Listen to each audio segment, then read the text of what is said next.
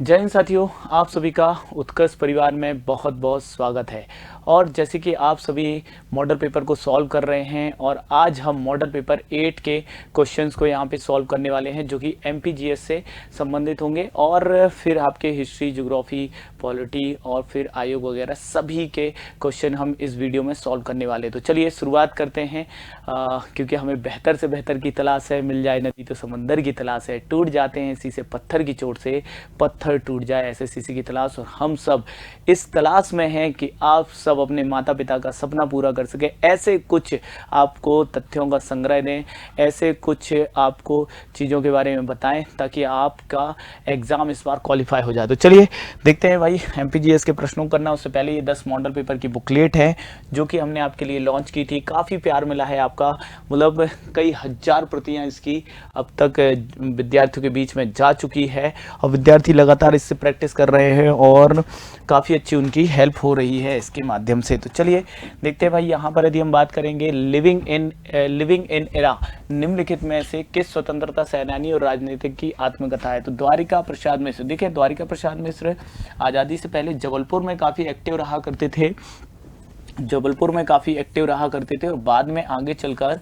यदि हम देखें तो पंडित रविशंकर शुक्ल, ठीक है, और भगवंत राव मंडलोई, कैलाश नाथ काटजू, और उसके बाद यदि हम देखेंगे तो 1962 से 1967 तक ये मध्य प्रदेश के सीएम रहे थे। ठीक है, तो सीएम ऑफ एमपी रहे थे। रविशंकर शुक्ल मध्य प्रदेश के फर्स्ट सीएम रहे थे। फर्स्ट सीएम ऑफ एमपी कौन रहे थे? पंडित रविशंकर शुक्ल। कैलाश चंद्र जोशी जी पहले गैर कांग्रेसी सीएम कौन थे? कैलाश चंद्र जोशी जी। ठीक है, तो ये ध्यान रखना है। यदि अब यहाँ पर हम आगे बढ़ें तो अगला प्रश्न क्या है? गवरी नृत्य किस जनजाति द्वारा किया जाता है? यहाँ पूछा गया गवरी नृत्य, और साथियों हमने भी पहले भी पढ़ रखा है, गवरी नृत्य भील जनजाति में प्रचलित है। ठीक है, भील जनजाति के बारे में कुछ चीजें हम यहाँ पर देखें तो यह मध्य प्रदेश की कैसी जनजाति है? सबसे बड़ी जनजाति है, मध्य प्रदेश की सबसे बड़ी जनजाति है। ठीक है, भील जनजाति मध्य प्रदेश की सबसे बड़ी जनजाति है। यह पश्चिमी मध्य प्रदेश में निवास करती है। पश्चिमी मध्य प्रदेश में निवास भी करती है, पश्चिमी मध्य प्रदेश में निवास करती है, यह बात ध्यान रखना। और जो भील जनजाति है, ठीक है, ये गोल गधेड़ो नृत्य भी करती है। कौन सा? गोल गधेड़ो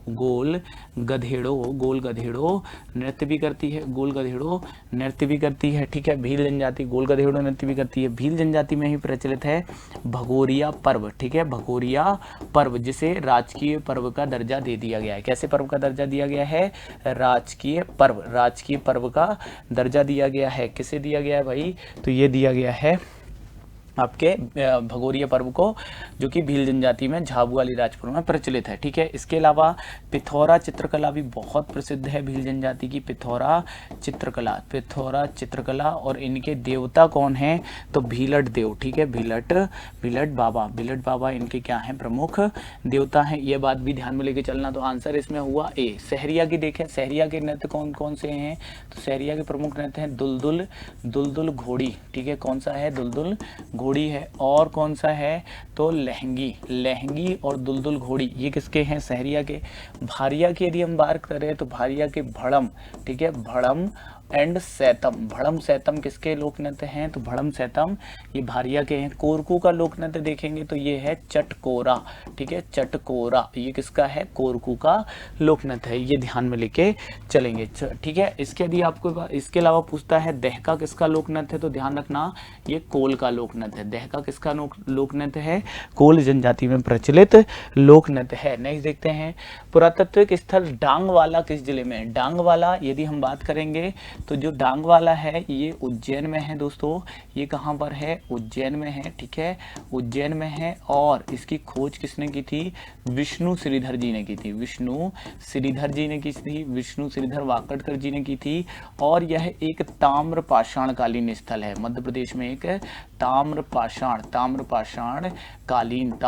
पाषाणकालीन स्थल है। कौन सा है ताम्र पाषाणकालीन स्थल? तो ये है डांगवाला। ठीक है, कौन सा है भाई? तो ध्यान दीजिएगा डांगवाला एक ताम्रपाषाणकालीन स्थल है और विष्णु सिरधर वाकड़कर जी ने इसकी खोज की थी। और ये है कहाँ पर, तो ध्यान रखना उज्जैन में, ठीक है, उज्जैन में। उज्जैन में ही हम देखेंगे ताम्रपाषाणकालीन स्थल कायथा और नागदा भी हैं, कायथा और नागदा, कायथा और नागदा ये भी कहाँ पर हैं, दोनों ताम्रपाषाणकालीन स्थल उज्जैन में हैं। यदि आपसे पूछा जाता नावदा टोली, नावदा टोली कहाँ है, तो नावदा टोली ये आपको खरगोन में मिल जाएगा। ये कहाँ मिल जाएगा, खरगोन में मिल जाएगा। नावदा टोली कहाँ मिल जाएगा भाई, नावदा टोली आपको खरगोन में मिल जाएगा। कायथा कहाँ मिलेगा, उज्जैन में मिलेगा, ठीक है, नावदा टोली खरगोन में मिलेगा। आवरा ताम्रपाषाणकालीन स्थल आवरा ये कहाँ है, मंदसौर में है, ठीक है। यदि आपसे पूछे आजाद नगर, मूसाखेड़ी और आजाद नगर ये कहाँ पर है, आजाद नगर और मूसाखेड़ी ताम्रपाषाणकालीन स्थल ये इंदौर में है, ठीक है। खेड़ी नामा पूछेगा, खेड़ी नामा ताम्रपाषाणकालीन स्थल, तो ये खेड़ी नामा ये कहाँ पर है, तो ये आपके नर्मदापुरम में है। कहाँ पर है, नर्मदापुरम में है। इसके बारे में ध्यान में लेके चलेंगे, ठीक है। नेक्स्ट देखते हैं इंदौर का सराफा कांड किस वर्ष हुआ, ठीक है। हम देखेंगे कि अगस्त क्रांति या फिर भारत छोड़ो आंदोलन, भारत छोड़ो आंदोलन, ठीक है, मुंबई से प्रारंभ होता है। गांधी जी का एकमात्र ऐसा आंदोलन जो क्या रहा, हिंसक रहा। करो या मरो का नारा दिया गया, करो या मरो का नारा दिया गया। इसी क्रम में हम देखते हैं कि 1942 में इंदौर के सराफा में सभी क्रांतिकारी एकत्रित होते हैं, जुलूस निकलता है, अंग्रेज गोली चलाते हैं, जिससे मंगललाल ओसवाल जी क्या हो जाते हैं, घायल होते हैं, बाद में इनकी मृत्यु भी हो जाती है, शहीद हो जाते हैं। मंगललाल ओसवाल क्या हुए थे, इस कांड में शहीद हुए थे, ये ध्यान रखना। हालांकि बाद में हुए थे, लेकिन इसी गोली कांड में उनको चोट लगती है, घायल वो हो जाते हैं, ठीक है। यह बात भी ध्यान में लेके चलना है, ठीक है। तो इंदौर का सराफा कांड, ठीक है, किस वर्ष से संबंधित है, 1942, ठीक है। सोहावल नरसंहार कब का है भाई, सोहावल नरसंहार कब का है, तो ये है 1938 को क्या हुआ था, सोहावल नरसंहार हुआ था, ठीक है। फिर हम देखते हैं पंजाब मेल हत्याकांड कब से संबंधित है, पंजाब मेल हत्याकांड कब का है, तो 1931 का है। चरण पादुका नरसंहार कब का है, चरण पादुका नरसंहार जिसे मध्य प्रदेश का जलियांवाला बाग कांड कहते हैं, ये भी 1931 का ही है, ठीक है। फिर हम देखते हैं कि आपके चावल जबरिया लिबही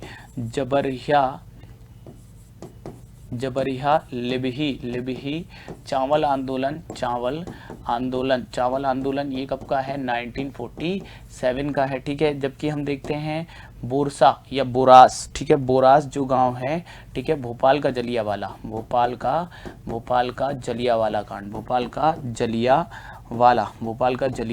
कांड ये कब हुआ था, जलियांवाला कांड तो 1949 को ही हुआ था ये, ठीक है। तो इस तरीके से यदि हम देखेंगे तो ये घटनाओं का ध्यान रखना। मध्य प्रदेश इतिहास से संबंधित दर्शनीय स्थल बरमान घाट इसे ब्राह्मण घाट भी कहते हैं। यहाँ पर आपका बसंत पंचमी तक, मकर संक्रांति से बसंत पंचमी तक का मेला भी लगता है, बरमान का मेला। और ये मेला लगता है कहाँ पे, नरसिंहपुर में, ठीक है। नरसिंहपुर में ही ध्यान रखना झौंतेश्वर है, झौंतेश्वर धाम भी है। झौंतेश्वर धाम भी कहाँ पर है, नरसिंहपुर में, जहाँ पे गुरु यदि हम देखेंगे स्वामी स्वरूपानंद जी का निधन हुआ, स्वामी स्वरूपा, ठीक है, स्वरूपानंद जी का निधन भी हुआ, ठीक है, निधन भी हुआ। कहाँ हुआ, तो झौंतेश्वर धाम में हुआ। बैतूल की यदि हम बात करेंगे तो बैतूल में ध्यान रखना मुक्तागिरी जैन तीर्थ स्थल, मुक्तागिरी जैन तीर्थ स्थल। मंडला में हम देखेंगे राजराजेश्वरी का मंदिर है, निजाम शाह ने बनवाया था। और हरदा में क्या है, सोडलपुर, ठीक है, सोडलपुर। और सोडलपुर में क्या है, कान्हा बाबा की समाधि, कान्हा बाबा का मेला MPPSC पूछ भी चुका है, कान्हा बाबा की समाधि भी है, कहाँ पर, हरदा में, ठीक है। नेक्स्ट देखें उल्दन का मेला किस जिले में आयोजित किया जाता है। उल्दन का मेला साथियों धसान नदी पर सागर में, धसान नदी पर कहाँ किया जाता है, सागर में आयोजित किया जाता है। सागर में ही रहस मेला भी लगता है, रहस मेला भी कहाँ लगता है, सागर में लगता है। इसके अलावा हम देखेंगे तो घमौनी उर्स, घमुनी उर्स भी कहाँ लगता है, सागर में ही लगता है, ठीक है, सागर में ही लगता है, ठीक है, ध्यान रखिएगा। चलिए नेक्स्ट देखते हैं, व्यवसाय के आधार पर गौड़ जनजाति की निम्नलिखित में से कौन उपजाति है, ठीक है, अगरिया, अगरिया, ओझा, प्रधान, बिल्कुल ये सभी व्यवसाय के आधार पर क्या होती हैं, इसकी उपजातियां होती हैं, गौड़ जनजाति की सभी होती हैं। अगरिया जो जिनके प्रमुख देवता लोहासुर होते हैं, लोहासुर होते हैं क्योंकि ये लोहे के औजार बनाते हैं, लोहे के औजार बनाते हैं, लोहे के औजार बनाती है अगरिया ट्राइब से, ध्यान रखिएगा। व्यवसाय के आधार पर लोहे के औजार बनाने वाले गौड़ कहलाते हैं अगरिया, ठीक है, ये ध्यान रखना। लोहासुर इनके देवता होते हैं, धधकती हुई भट्टी में निवास करते हैं। कोयला भूतिस, कोयला भूतिस, कोयला भूतिस भी होते हैं, कोयला भूतिस ऐसे गौड़ जो क्या करते हैं, नाचने गाने का कार्य करते हैं, कोयला भूतिस कहलाते हैं। 16 हस भी होते हैं, 16 हस कौन होते हैं, जो बढ़ईगिरी करते हैं, ठीक है, बढ़ईगिरी का कार्य करने वाले क्या कहलाते हैं, 16 हस कहलाते हैं। नेक्स्ट देखेंगे, व्यंग लेखन के क्षेत्र में सर्वोच्च सम्मान कौन सा है, व्यंग लेखन के क्षेत्र में सर्वोच्च सम्मान है शरद जोशी सम्मान, जो कि 1991 से क्या हुआ है, प्रारंभ हुआ है, शरद जोशी सम्मान, ध्यान रखना, शरद जोशी सम्मान 1991 व्यंग लेखन के क्षेत्र में ये क्या है, सर्वोच्च सम्मान है, ठीक है, ध्यान रखेंगे। और यदि हम देखें तुलसी सम्मान, ये 1983 का है दोस्तों, ठीक है, 1983 का है ना। चलो नेक्स्ट देखो, वो उस्ताद आमिर खां का संबंध मध्य प्रदेश, उस्ताद आमिर खां समारोह कहाँ होता है, इंदौर से होता है। तानसेन का संबंध कहाँ से है, ग्वालियर से है। भूरी बाई, पिथौरा चित्रकला की भूरी बाई, ठीक है, भूरी बाई ये कहाँ से हैं, झाबुआ से आती हैं, ठीक है, ये ध्यान रखना। और रमेश चंद लाहौटी जिनका निधन हुआ, पूर्व चीफ जस्टिस ऑफ इंडिया, गुना के थे, ठीक है। उस्ताद आमिर खां इंदौर के। लता मंगेशकर जी का संबंध भी कहाँ से है, लता मंगेशकर का संबंध भी इंदौर से, ठीक है। नेक्स्ट देखेंगे, तो आप सभी को एक महत्वपूर्ण जानकारी देना है, आप सभी बहुत ध्यान से देखिएगा।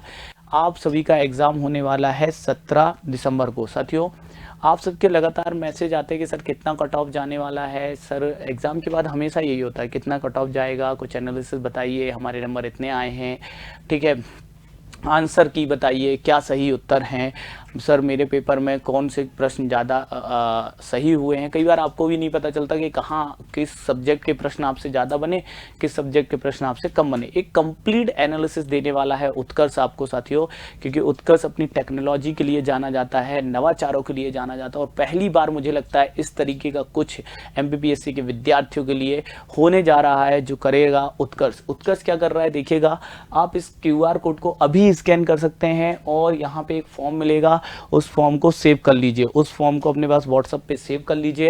जैसे ही आप पेपर देंगे, 17 तारीख को आप पेपर देंगे, आप पेपर दे के आएंगे, उसके बाद आप ठीक है, इस फॉर्म को फिल करिएगा, इस फॉर्म के माध्यम जब आप ये फॉर्म फिल करेंगे, ठीक है, तो आप एक कट ऑफ का अनुमान लगाने के लिए सहायक होगा, क्योंकि जब इस फॉर्म को आप फिल करेंगे तो आप बताएंगे कि आपके कितने क्वेश्चन उसमें सही हो रहे हैं, आप चेक कर पाएंगे, ठीक है, और फिर आपको पता चल पाएगा कितने क्वेश्चन सही हुए। एग्जाम के बाद सेल्फ इवेल्युएशन आप कर पाएंगे, ठीक है, आगे की रणनीति बनाने के लिए बहुत उपयोगी होगा, क्योंकि जब आपको पता चलेगा आपका कौन सा सब्जेक्ट कमजोर रहा है, किस सब्जेक्ट के प्रश्न आपके ज़्यादा गलत हुए, तो उसको आप ज़्यादा मजबूत कर पाओगे। व्हाट्सएप पर स्ट्रेंथ और वीकनेस के साथ रिजल्ट पाने के लिए, मतलब आप जब इस फॉर्म को भरेंगे, ठीक है, तो यहाँ पर आप जिस सेट का नंबर डालेंगे उस सेट का क्वेश्चन पेपर आपको पास आ चुका होगा। सेकंड पेपर के बाद इसको फॉर्म खासकर आप फिल कर पाएंगे, तो सेकंड पेपर के बाद जब आप इसको देंगे, ठीक है, सेट ABC और उसके क्वेश्चन आपके सामने आएंगे, आप उनको टिक करेंगे, देन आपके पास एक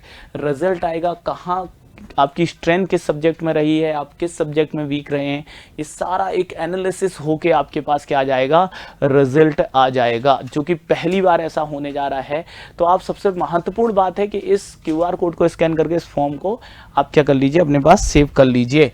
और 17 तारीख के बाद, ठीक है, मतलब उत्कर्ष का एक अद्भुत और नया नवाचार है विद्यार्थियों के लिए, ठीक है, इनोवेशन है। अच्छा, यदि हम देखें तो आप इसे 17 दिसंबर के लिए अभी से सेव कर सकते हैं, अभी से स्कैन कर सकते हैं ताकि ये खो ना जाए। अपने व्हाट्सएप पे इस फॉर्म की लिंक वगैरह सेव कर लेंगे। देखें, मध्य प्रदेश में निम्नलिखित शिखरों को आरोही मतलब छोटी से बढ़ते क्रम में जमाइए।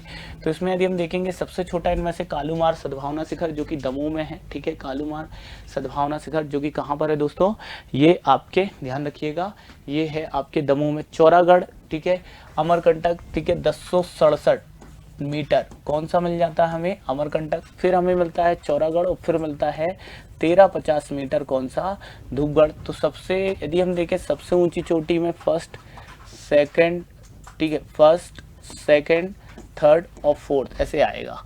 तो हमें लेकिन क्या छोटी से बड़ी की तरफ जाना है, तो 4 2 3 1 सी आंसर इसमें क्या हुआ है, सही हुआ है, ठीक है, सी आंसर सही हुआ है।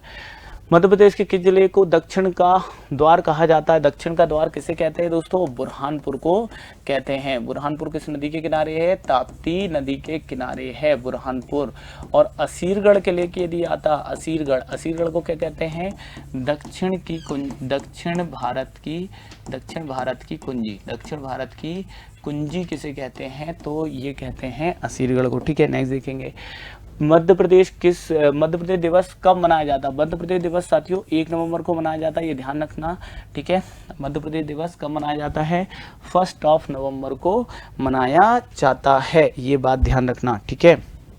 नहीं देखें, चरणगंगा नदी किस राष्ट्रीय उद्यान में प्रवाहित होती है। चरणगंगा नदी बांधवगढ़ राष्ट्रीय उद्यान में क्या होती है, प्रवाहित होती है। सतपुड़ा राष्ट्रीय उद्यान से ताप्ती नदी होकर बहती है, सतपुड़ा राष्ट्रीय उद्यान से ताप्ती नदी होकर बहती है। डायनासोर जीवाश्म में बाघ नदी होती है। माधव राष्ट्रीय उद्यान में मनिहार नदी होती है, मनिहार नदी, ठीक है। तो चरणगंगा नदी कहाँ से होती है, तो बांधवगढ़ राष्ट्रीय उद्यान से। नेक्स्ट देखेंगे, अच्छा इसी में यदि आपसे पूछता कि पन्ना नेशनल पार्क से कौन सी नदी बह रही है, कैन नदी। पन्ना नेशनल पार्क से कौन सी नदी बह रही है, कैन नदी प्रवाहित हो रही है। नेक्स्ट देखेंगे, कान्हा राष्ट्रीय उद्यान के संबंध में, कान्हा राष्ट्रीय उद्यान के संबंध में सही कथन को चुनिए। अच्छा प्रश्न पूछा गया है, कान्हा राष्ट्रीय उद्यान के संबंध में हमें क्या करना है, सही कथन को चुनना है। इसे 1933 में वन्यजीव अभ्यारण्य बनाया गया। बिल्कुल सही है, वन्यजीव अभ्यारण्य 1933। 1955 में राष्ट्रीय उद्यान बनाया गया। 940 वर्ग किलोमीटर आता है साथियों, 9 किलोमीटर आता है, ना कि मीटर आता है, तो ये क्या हो गया, गलत हुआ, ठीक है। इसे 1974 में प्रोजेक्ट टाइगर शामिल किया। सब सही है, केवल तीसरा गलत है, तो आंसर क्या होगा, डी होगा, क्योंकि पूछा है सही कथनों को चुनिए, तो डी इज राइट आंसर। निम्न में से दक्षिण की ओर बहने वाली नदी है, दक्षिण की ओर कौन सी नदी बहती है दोस्तों, इनमें से बैनगंगा, वर्धा, कान्हन और पेंच, ये वो नदियां मध्य प्रदेश की खासकर जो दक्षिण की ओर बहती हैं, ठीक है। चंबल पश्चिम की ओर बहती है, चंबल उत्तर की ओर बहती है, ठीक है, ये ध्यान रखना। नर्मदा, ताप्ती और आंशिक रूप से माही, ठीक है, ये किस ओर बह रही है, पश्चिम की ओर बह रही है, ठीक है। चलिए नेक्स्ट देखें, ऐतिहासिक नगर उज्जैन किस नदी के किनारे स्थित है, उज्जैन किस नदी के किनारे स्थित है, उज्जैन, ठीक है। तो उज्जैन ध्यान रखना, उज्जैन क्षिप्रा नदी के किनारे, ताप्ती नदी के किनारे बुरहानपुर है, ठीक है। बुरहानपुर के अलावा नेपा नगर है, नेपा नगर के अलावा हम देखेंगे तो भुसावल है, भुसावल के अलावा यदि हम देखेंगे तो सूरत है, ठीक है, सूरत, ये किस नदी के किनारे है, ताप्ती। बेतवा नदी के किनारे कौन सा है, सांची है, सांची के अलावा विदिशा है, ठीक है, विदिशा के अलावा यदि हम देखेंगे ओरछा है, ठीक है, ओरछा है किस पे, बेतवा नदी। नर्मदा नदी के तट पे हम देखेंगे अमरकंटक है,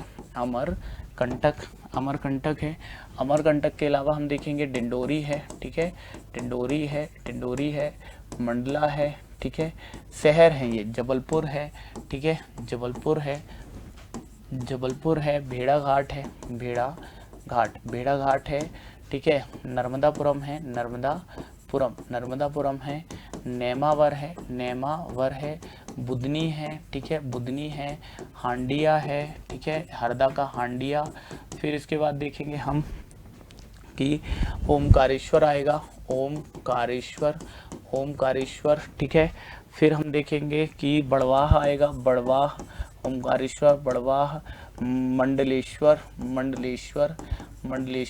महेश्वर, ठीक है, मंडलेश्वर, महेश्वर और बड़वानी, ठीक है, ये जो हैं ये आपको नर्मदा नदी के किनारे मिल जाएंगे। तो ये आप क्या रखें, ध्यान में लेके चलें। आंसर क्या हो रहा है, सी। नेक्स्ट देखें, मध्य प्रदेश में एशिया का सबसे बड़ा सोयाबीन संयंत्र, एशिया का सबसे बड़ा सोयाबीन संयंत्र कहाँ है, उज्जैन, ठीक है। सोयाबीन के बारे में देखिएगा, सोयाबीन, यदि सोयाबीन के बारे में आपसे पूछता है तो ग्लाइसिन मैक्स, ठीक है, ग्लाइसिन मैक्स इसका क्या है भाई, तो बॉटनिकल नाम है। सोयाबीन की बात करें तो ये मध्य प्रदेश की क्या है, राजकीय फसल है। राजकीय फसल क्या है, सोयाबीन है। सोयाबीन की यदि हम बात करेंगे तो सर्वाधिक उत्पादन कहाँ हो रहा है, सर्वाधिक उत्पादन हमारे मध्य प्रदेश में ही हो रहा है। अब एमपी को सोया स्टेट का दर्जा मिल गया है। सोयाबीन की बात करेंगे तो राष्ट्रीय सोयाबीन अनुसंधान ये कहाँ पर है, तो राष्ट्रीय सोयाबीन अनुसंधान, ठीक है, राष्ट्रीय सोयाबीन अनुसंधान ये इंदौर में है, ठीक है। जबकि राजकीय पूछेगा, तो राजकीय सोयाबीन अनुसंधान कहाँ पर है, तो ये उज्जैन में है। राजकीय सोयाबीन अनुसंधान कहाँ पर है, उज्जैन में है, ठीक है। जबकि सोया बिस्किट बनाने का कारखाना कहाँ है, सोया बिस्किट, ठीक है, तो सोया बिस्किट बनाने का कारखाना ये आपको कहाँ मिल जाएगा, सोया बिस्किट बनाने का कारखाना कहाँ मिल जाएगा, तो ध्यान रखना ये मिल रहा है हमें कहाँ पर, सोया बिस्किट बनाने का कारखाना भोपाल, है ना, सोया बिस्किट बनाने का कारखाना भोपाल, है ना। तो ये ध्यान रखना, सोयाबीन का सबसे बड़ा संयंत्र उज्जैन। नहीं देखिए, सीधी एवं झाबुआ के मध्य सूर्य उदय के समय में विचार करिए। तो सीधी और झाबुआ के मध्य, सीधी में सूर्य उदय आधा घंटे पहले होगा, बिल्कुल सही है। सीधी में सूर्य उदय आधा घंटे पहले होगा, ना कि 1 घंटे पहले होगा। सीधी में सूर्योदय आधा घंटे पहले हो जाता है, ठीक है। नहीं, सतपुड़ा पर्वत के संबंध में सत्य कथनों को चुनिए। सतपुड़ा पर्वत श्रृंखला 1120 किलोमीटर लंबाई है। इसके पश्चिम में राजपीपला की पहाड़ियां हैं। यह नर्मदा नदी के दक्षिण में पश्चिम से पूर्व है। उपरोक्त सभी कथन क्या हैं, सही है। सभी कथन इनके क्या है भाई, सही है। उपरोक्त सभी कथन सही हैं, ठीक है। नहीं देखिए, अब आपके लिए मैं जानकारी दे दूं, प्रीलिम्स बैच हमारा स्टार्ट हो रहा है, ठीक है, 4 जनवरी से। प्रीलिम्स टेस्ट सीरीज 1 दिसंबर से, यूपीएससी प्रीलिम्स टेस्ट सीरीज 4 जनवरी से, ठीक है, प्रीलिम टेस्ट सीरीज 5 जनवरी से। नेक्स्ट देखेंगे, मध्य प्रदेश वित्त आयोग का गठन। मध्य प्रदेश वित्त आयोग का गठन कब किया गया? मध्य प्रदेश वित्त आयोग का गठन 1994 में ही हो गया था। सवाई सिंह, ठीक है, एस सवाई सिंह। यदि हम बात करेंगे तो मध्य प्रदेश वित्त आयोग के पहले जो हम देखेंगे अध्यक्ष थे वो कौन थे? सवाई सिंह जी, सवाई सिंह पहले अध्यक्ष थे, ठीक है, ये ध्यान रखना। चलिए, नहीं देखें, मध्य प्रदेश में सर्वाधिक लिंगानुपात जिलों का सही क्रम रखिए, ठीक है, तो 1024, ठीक है, 1024 हम देखते हैं कि सबसे ज़्यादा लिंगानुपात वाले जो ज़िले हैं उनका यदि हम क्रम देखते हैं, ठीक है, उनका हम क्रम देखते हैं तो हम देखते हैं कि सबसे ज़्यादा कहाँ है? बालाघाट। बालाघाट के बाद हम कहाँ देखते हैं कि उसके बाद यदि हम देखेंगे अलीराजपुर में, है ना। और 1024 तो वो एसटी में ज़्यादा, 1021 करना, 1021, 1011, 1008 और 1002, ठीक है। ऐसा क्या है, पूरा एक लिंगानुपात का क्रम हो जाता है। मंडला का 8, डिंडोरी का 2, तो 21, 11, 8 और 2, ठीक है। तो आंसर क्या हो जाएगा? Balaghat is the right answer. Balaghat, Alirajpur, Mandla, Dindori, ठीक है, ये आपके सर्वाधिक लिंगानुपात वाले जिले हैं। मध्य प्रदेश के किस जिले में सर्वाधिक मैंगनीज पाया जाता है? मैंगनीज सबसे ज़्यादा बालाघाट में कौन सी खदान है? भरवेली खदान है, भरवेली खान। भरवेली खान कहाँ पर है? तो ये ध्यान रखना, भरवेली खान ये बालाघाट में है, सबसे ज़्यादा मैंगनीज। यदि हम बात करें तामा की बात करें तो तामा ये कहाँ मिल रहा है? तो ध्यान रखिएगा, तामा जो है ये आपको ये भी बालाघाट में मिल रहा है, बालाघाट। और इसकी कौन सी खदान है? मलाज खंड, ठीक है, मलाज खंड खान है, ठीक है, कहाँ पर है? तांबे की मलाज खंड खान। फिर हम यदि ये बात करेंगे कि रॉक फॉस्फेट कहाँ मिल रहा है? तो झाबुआ में मिल रहा है। बैतूल में क्या मिल रहा है? ग्रेफाइट, ये कहाँ मिल रहा है? बैतूल। नेक्स्ट देखते हैं, मध्य प्रदेश के किस जिले में साक्षरता दर? मध्य प्रदेश की साक्षरता दर कितनी है? 69.3 है, ठीक है।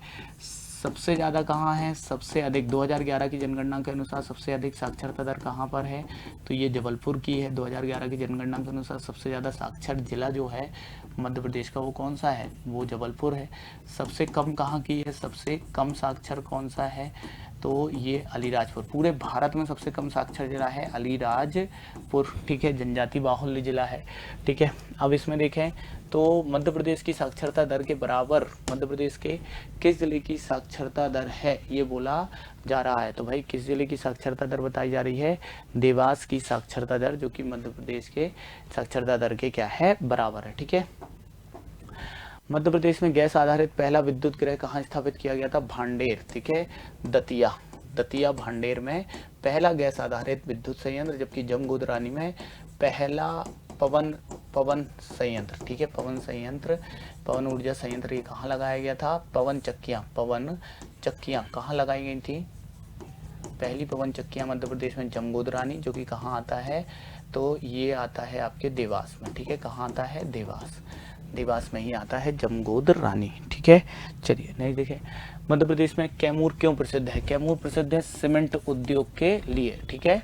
कोयला क्षेत्र के लिए आपका बघेलखंड का क्षेत्र प्रसिद्ध है, बघेलखंड पूर्वी पठार प्रसिद्ध है, ठीक है, कोयले के लिए। नहीं देखें, मध्य प्रदेश के किस शहर में भारतीय प्रौद्योगिकी संस्थान IIT, ठीक है, IIT इंदौर और IIM इंदौर, ठीक है। तो IIM भी है इंदौर में एंड IIT भी है, ठीक है। IIT कब से है, 2009 से है। IIM कब से है, 1996 से है, ठीक है। तो एकमात्र शहर जहां IIT IIM दोनों हैं। एम्स कहाँ है, तो एम्स है भोपाल में, ठीक है। एकमात्र सैनिक स्कूल कहाँ है, सैनिक स्कूल ये कहाँ पर है, तो ये मध्य प्रदेश का पहला सैनिक स्कूल रीवा में है, ठीक है। मध्य प्रदेश में सबसे बड़ा इंडोर स्टेडियम कहाँ है, इंदौर में है, इंदौर में है, अभय खेल प्रशाल नाम है, क्या नाम है, अभय खेल प्रशाल इसका क्या है साथियों, नाम है, ठीक है। ऐशबाग स्टेडियम कहाँ है, भोपाल में है, ये बात ध्यान रखना, ठीक है, जिसका नया नाम क्या कर दिया गया है, कैलाश सारंग कर दिया गया है, किसका नया नाम, भोपाल के ऐशबाग स्टेडियम का नया नाम। रूप सिंह स्टेडियम कहाँ है, रूप सिंह क्रिकेट स्टेडियम ग्वालियर में। नेक्स्ट देखेंगे, मध्य प्रदेश में लोकसभा के लिए अनुसूचित जनजाति की आरक्षित सीटों की संख्या कितनी है, लोकसभा की कुल सीटें कितनी हैं, लोकसभा की कुल सीटें हैं मध्य प्रदेश में 29, इसमें से SC के लिए कितनी है, 4, ST के लिए कितनी है, 6, ठीक है। तो अनुसूचित जनजाति बोले, आंसर होगा B। नेक्स्ट देखें, मध्य प्रदेश में दूसरी बार राष्ट्रपति शासन कब लगा, 3 बार राष्ट्रपति शासन लगा, 3 बार लगा मध्य प्रदेश में राष्ट्रपति शासन, ठीक है। एक लगा 1900, पहला लगा 77, दूसरा लगा 1980 और तीसरा लगा 1992। सबसे लंबा कौन सा था, 1992 वाला था। तो दूसरी बार कब लगा, 1980। CM कौन थे, सुंदरलाल पटवा, ठीक है, सुंदरलाल पटवा इस समय क्या थे, CM थे, ठीक है। नेक्स्ट देखेंगे, मध्य प्रदेश में 7वें टाइगर रिजर्व के रूप में गठित करने के लिए किसे मंजूरी दी गई है, वीरांगना Durgavati tiger reserve, Palpur Kuno tiger reserve, Ghatigaon tiger reserve या कर्माझिरी टाइगर रिजर्व। तो ये दिया गया है वीरांगना, ठीक है, वीरांगना दुर्गावती टाइगर रिजर्व, ठीक है। एक्चुअल में ये 7वां जो टाइगर रिजर्व ये होगा, इसमें नौरादेही का वन क्षेत्र, नौरादेही वन क्षेत्र, नौरादेही अभ्यारण्य आ जाएगा इसके अंतर्गत। और कौन आ जाएगा नौरादेही अभ्यारण्य के अलावा, तो हम देखेंगे रानी दुर्गावती अभ्यारण्य, ये दमोह में पहले से ही है, ठीक है, सेंचुरी। और हम देखें नौरादेही अभ्यारण्य ये कहाँ पर है, तो ये ध्यान दीजिएगा, ये सागर, दमोह और नरसिंहपुर में है, ठीक है, ये ध्यान रखना। A is the right answer, okay. Next देखें, एक जिला एक उत्पाद योजना के तहत 2022-23 में बटिक प्रिंट को किस जिले में शामिल किया गया है, बटिक प्रिंट पटिक प्रिंट कहाँ का है, उज्जैन का है, ध्यान रखना, ठीक है, उज्जैन के पटिक प्रिंट को शामिल किया गया है। अशोकनगर की चंदेरी साड़ी सबसे पहले शामिल की गई थी, जीआई टैग दिया गया था सबसे पहले 2005 में ही इसे जीआई टैग मिल गया था, ठीक है। धार के यदि हम देखेंगे बाघ प्रिंट आता है, बाघ प्रिंट कहाँ का है, धार का, इसे भी जीआई टैग प्राप्त है, ठीक है, ये ध्यान रखेंगे। यदि हम देखेंगे गजक कहाँ की है, गजक ये मुरैना की है जिसे जीआई टैग दिया गया है। कहाँ की गजक को जीआई टैग दिया गया है, मुरैना की गजक को। फिर इसके अलावा हम देखेंगे ग्वालियर की कालीन है, ग्वालियर की कालीन को भी दिया गया है, ठीक है। और हम देखेंगे स्टोन क्राफ्ट के लिए हम देखेंगे भेड़ा घाट को दिया गया, भेड़ा घाट को दिया गया है, ठीक है। 12 सिवनी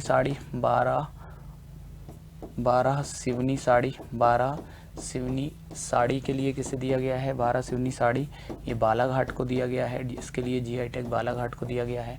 फिर गौड़ी पेंटिंग के लिए किसे दिया गया है, डिंडोरी को दिया गया है, डिंडोरी, ठीक है, डिंडोरी को दिया गया है। C is the right answer. Next देखें, लाडली लक्ष्मी योजना 2.0 के तहत लाडली को कॉलेज में प्रवेश लेने पर कितनी राशि दी जाएगी। तो लाडली लक्ष्मी योजना के तहत कितनी राशि दी जाएगी, 2.0 के तहत 25,000 की राशि दी जाएगी। भोपाल के पहले कमिश्नर, भोपाल और इंदौर में कमिश्नरी सिस्टम लागू हुआ, 9 दिसंबर, ठीक है, 2021 से। और इसमें यदि हम देखेंगे तो मकरंद देवस्कर, ठीक है, जो हैं ये भोपाल के कमिश्नर, जबकि इंदौर के हरिनारायण चारी मिश्र, इंदौर के, ठीक है, इंदौर के हरिनारायण चारी मिश्र, है ना, ये ध्यान रखना।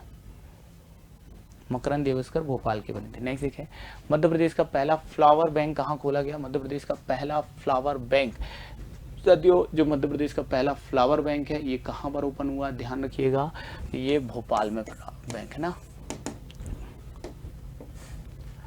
अब देखें आप सबके लिए महत्वपूर्ण जानकारी एक बार फिर, 4 जनवरी से हमारे MPPSC के बैचेस स्टार्ट हो रहे हैं। मेंस पेपर 3rd का बैच 8 जनवरी से स्टार्ट हो रहा है, आंसर राइटिंग बैच 4 जनवरी से स्टार्ट हो रहा है। तो आप उत्कर्ष के साथ जुड़ के अपने बेहतर भविष्य की तैयारी कर सकते हैं। इसी तरीके से पढ़ते रहिए, मेहनत करते रहिए। आपके अभी इस सेशन में और भी आपको क्वेश्चन सॉल्व करने हैं तो उनको भी सॉल्व करिए। इस सेशन के लिए MPGS के प्रश्नों के लिए बहुत बहुत धन्यवाद। Thank you so much. जय हिंद। नमस्कार दोस्तों, इस सेशन के बाद में अब मेरा नंबर है। सर के साथ में आप सवालों के जवाब देख रहे थे। इसके बाद में जो मॉडल पेपर है, मॉडल पेपर जो टेस्ट बुकलेट बनी हुई थी उसके 10 प्रश्नों में से ये 8वीं बुकलेट पर हमारी चर्चा हो रही है। और मैं जो चर्चा कर रहा हूँ मैं 2 हिस्से पर चर्चा कर रहा हूँ। एक तो आपके राज व्यवस्था पर हमारी चर्चा हो रही है और राज व्यवस्था के साथ में हम लोग कमीशन यानी कि आयोग पर चर्चा कर रहे हैं, ये बात। तो चलते हैं डिस्कशन की ओर और आगे बढ़ते हैं। सबसे पहला सेगमेंट स्टार्ट करते हैं राज व्यवस्था का और पहला सवाल देखते हैं भाई, परशीमन आयोग का उल्लेख निम्नलिखित में से किस अनुच्छेद के तहत किया गया है। तो जो परशीमन आयोग है, परशीमन आयोग का उल्लेख जो किया गया है वो किया गया है आर्टिकल 82 के तहत, क्योंकि इसमें राज्यसभा की संरचना है भाई, राज्यसभा की संरचना है। और अगर आप इसमें देखोगे तो इसमें लोकसभा की संरचना है और साथ में अगर आप देखोगे तो आर्टिकल 42 में परशीमन आयोग है। जो जनगणना होती है, इस जनगणना के जब अंतिम आंकड़े आ जाते हैं तो अंतिम आंकड़े के बाद में संसद को अधिकार है कि परशीमन आयोग अधिनियम पारित करे, परशीमन आयोग का गठन करे। आयोग गठित करेगा और वो गठित करेगी कौन भाई, संसद। और इसकी जो रिपोर्ट होती है, इसको रिपोर्ट को लागू करते हैं, रिपोर्ट लागू करने का अधिकार है वो है राष्ट्रपति के पास में, ये बात। और ये 3 चीज़ों का परशीमन करते हैं। एक परशीमन करते हैं कि भाई किसी राज्य में कितनी सीटें होंगी, टोटल लोकसभा विधानसभा की कितनी सीटें होंगी, संसद और विधानमंडल की, और प्लस कितना कितना आवंटन होगा। एक चीज़ ये करते हैं, दूसरा निर्वाचन क्षेत्रों का और तीसरा आरक्षण की सीटों का निर्धारण। तो 3 मामले में परशीमन करते हैं। अब तक 3-4 बार परशीमन आयोग बन चुका है। 1952, 1952, 1963 में लागू हुआ और 1973 और 2002 में कुलदीप सिंह बने थे। और इसी के आधार पर रंजना प्रकाश देसाई की अध्यक्षता में 2020 में बना था जम्मू कश्मीर राज्य परिसीमन आयोग। तो आंसर क्या हो जाएगा? B is the right answer. अगला सवाल भाई, केंद्र और राज्यों के बीच विवादों का समाधान करने के लिए, तो अगर केंद्र और राज्य के बीच में किसका पूछा गया है विवादों का समाधान करने के लिए, भारत के सर्वोच्च न्यायालय की शक्ति किस क्षेत्राधिकार के अंतर्गत आती है? तो अगर आप जाएंगे तो भारतीय संविधान के आर्टिकल 131 में दरअसल 131 में लिखा हुआ है कि केंद्र और राज्य के बीच या राज्यों के बीच या केंद्र राज्य और राज्यों के बीच में अगर कोई विवाद होता है तो सीधे सर्वोच्च न्यायालय में सुने जाएंगे, यानी कि स्वतः ही ये क्या हो जाते हैं, प्रारंभिक या मूल क्षेत्राधिकार। ये बात तो मूल क्षेत्राधिकार होगा यदि केंद्र और राज्यों के बीच में या राज्यों के बीच में विवाद होता है। सलाहकारी क्षेत्राधिकार आर्टिकल 143 में लिखा हुआ है। अपीलीय क्षेत्राधिकार आर्टिकल 132, 133, 134 और 136 में निहित है। रिट क्षेत्राधिकार आर्टिकल 32(1) में अगर देखेंगे तो सर्वोच्च न्यायालय को अधिकार प्रदान किया गया है कि 32(2) के तहत 5 प्रकार की रिटें जारी कर सकता है मौलिक अधिकारों के उल्लंघन पर। अगले सवाल पर चलते हैं। निम्नलिखित में से कौन सा भारत के संविधान के अनुच्छेद 19 द्वारा गारंटीकृत नहीं है? आर्टिकल 19(1)(a) 6 प्रकार की स्वतंत्रताएं देता है। विचार अभिव्यक्ति की स्वतंत्रता, शांतिपूर्ण ढंग से इकट्ठा होने की स्वतंत्रता, संघ संस्थान सहकारी समिति बनाने की स्वतंत्रता, भारत में घूमने, भारत में बसने, व्यापार वाणिज्य और उपार्जन की स्वतंत्रता। तो देख लेते हैं इसमें से कौन सा नहीं है। तो ये वाला तो शामिल है भाई, किसी पेशे का अभ्यास करने की स्वतंत्रता है, संघ संस्थान बनाने की है भाई, व्यापार वाणिज्य की स्वतंत्रता है, संघ या यूनियनों के गठन की स्वतंत्रता है, संघ संस्थान बना सकते हैं, लेकिन धर्म का पालन करने की जो स्वतंत्रता है वो आर्टिकल 25 है। इस वजह से इसका आंसर क्या हो जाएगा? सी हो जाएगा ये बात। अगले सवाल पर चलते हैं। भारतीय संविधान के निम्नलिखित में से किस अनुच्छेद में न्यायपालिका का कार्यपालिका से पृथक्करण है? दरअसल न्यायपालिका का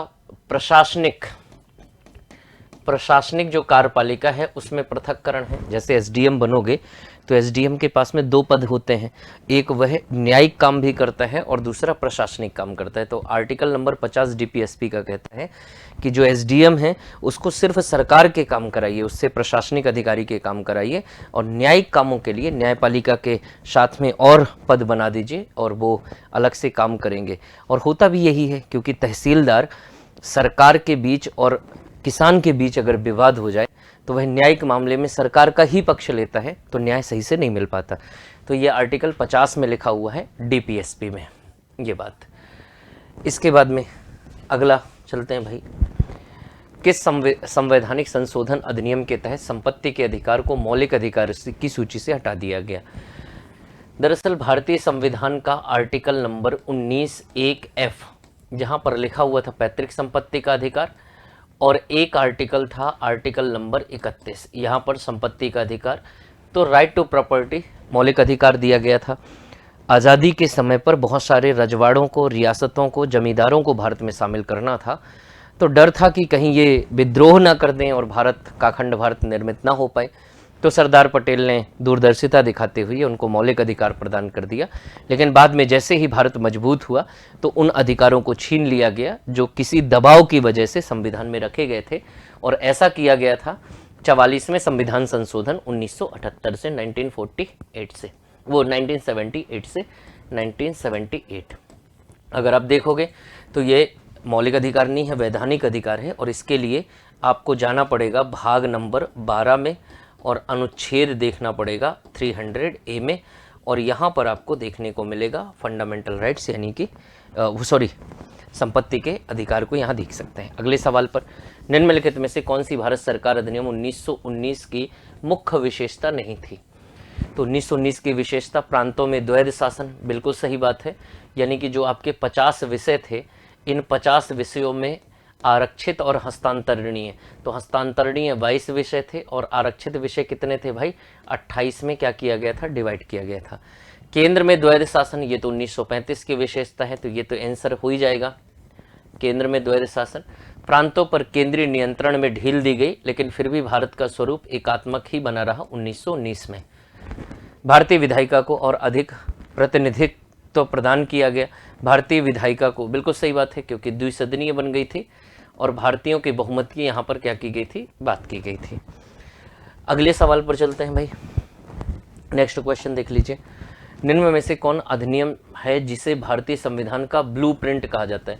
ब्लूप्रिंट का मतलब होता है नकल से। और हम सारे लोग जानते हैं कि जो 1935 का अधिनियम था, लगभग 75% से लेकर के 80% प्रावधान हमने भारतीय संविधान में कहाँ से लिए हैं भाई? 1935 के अधिनियम से।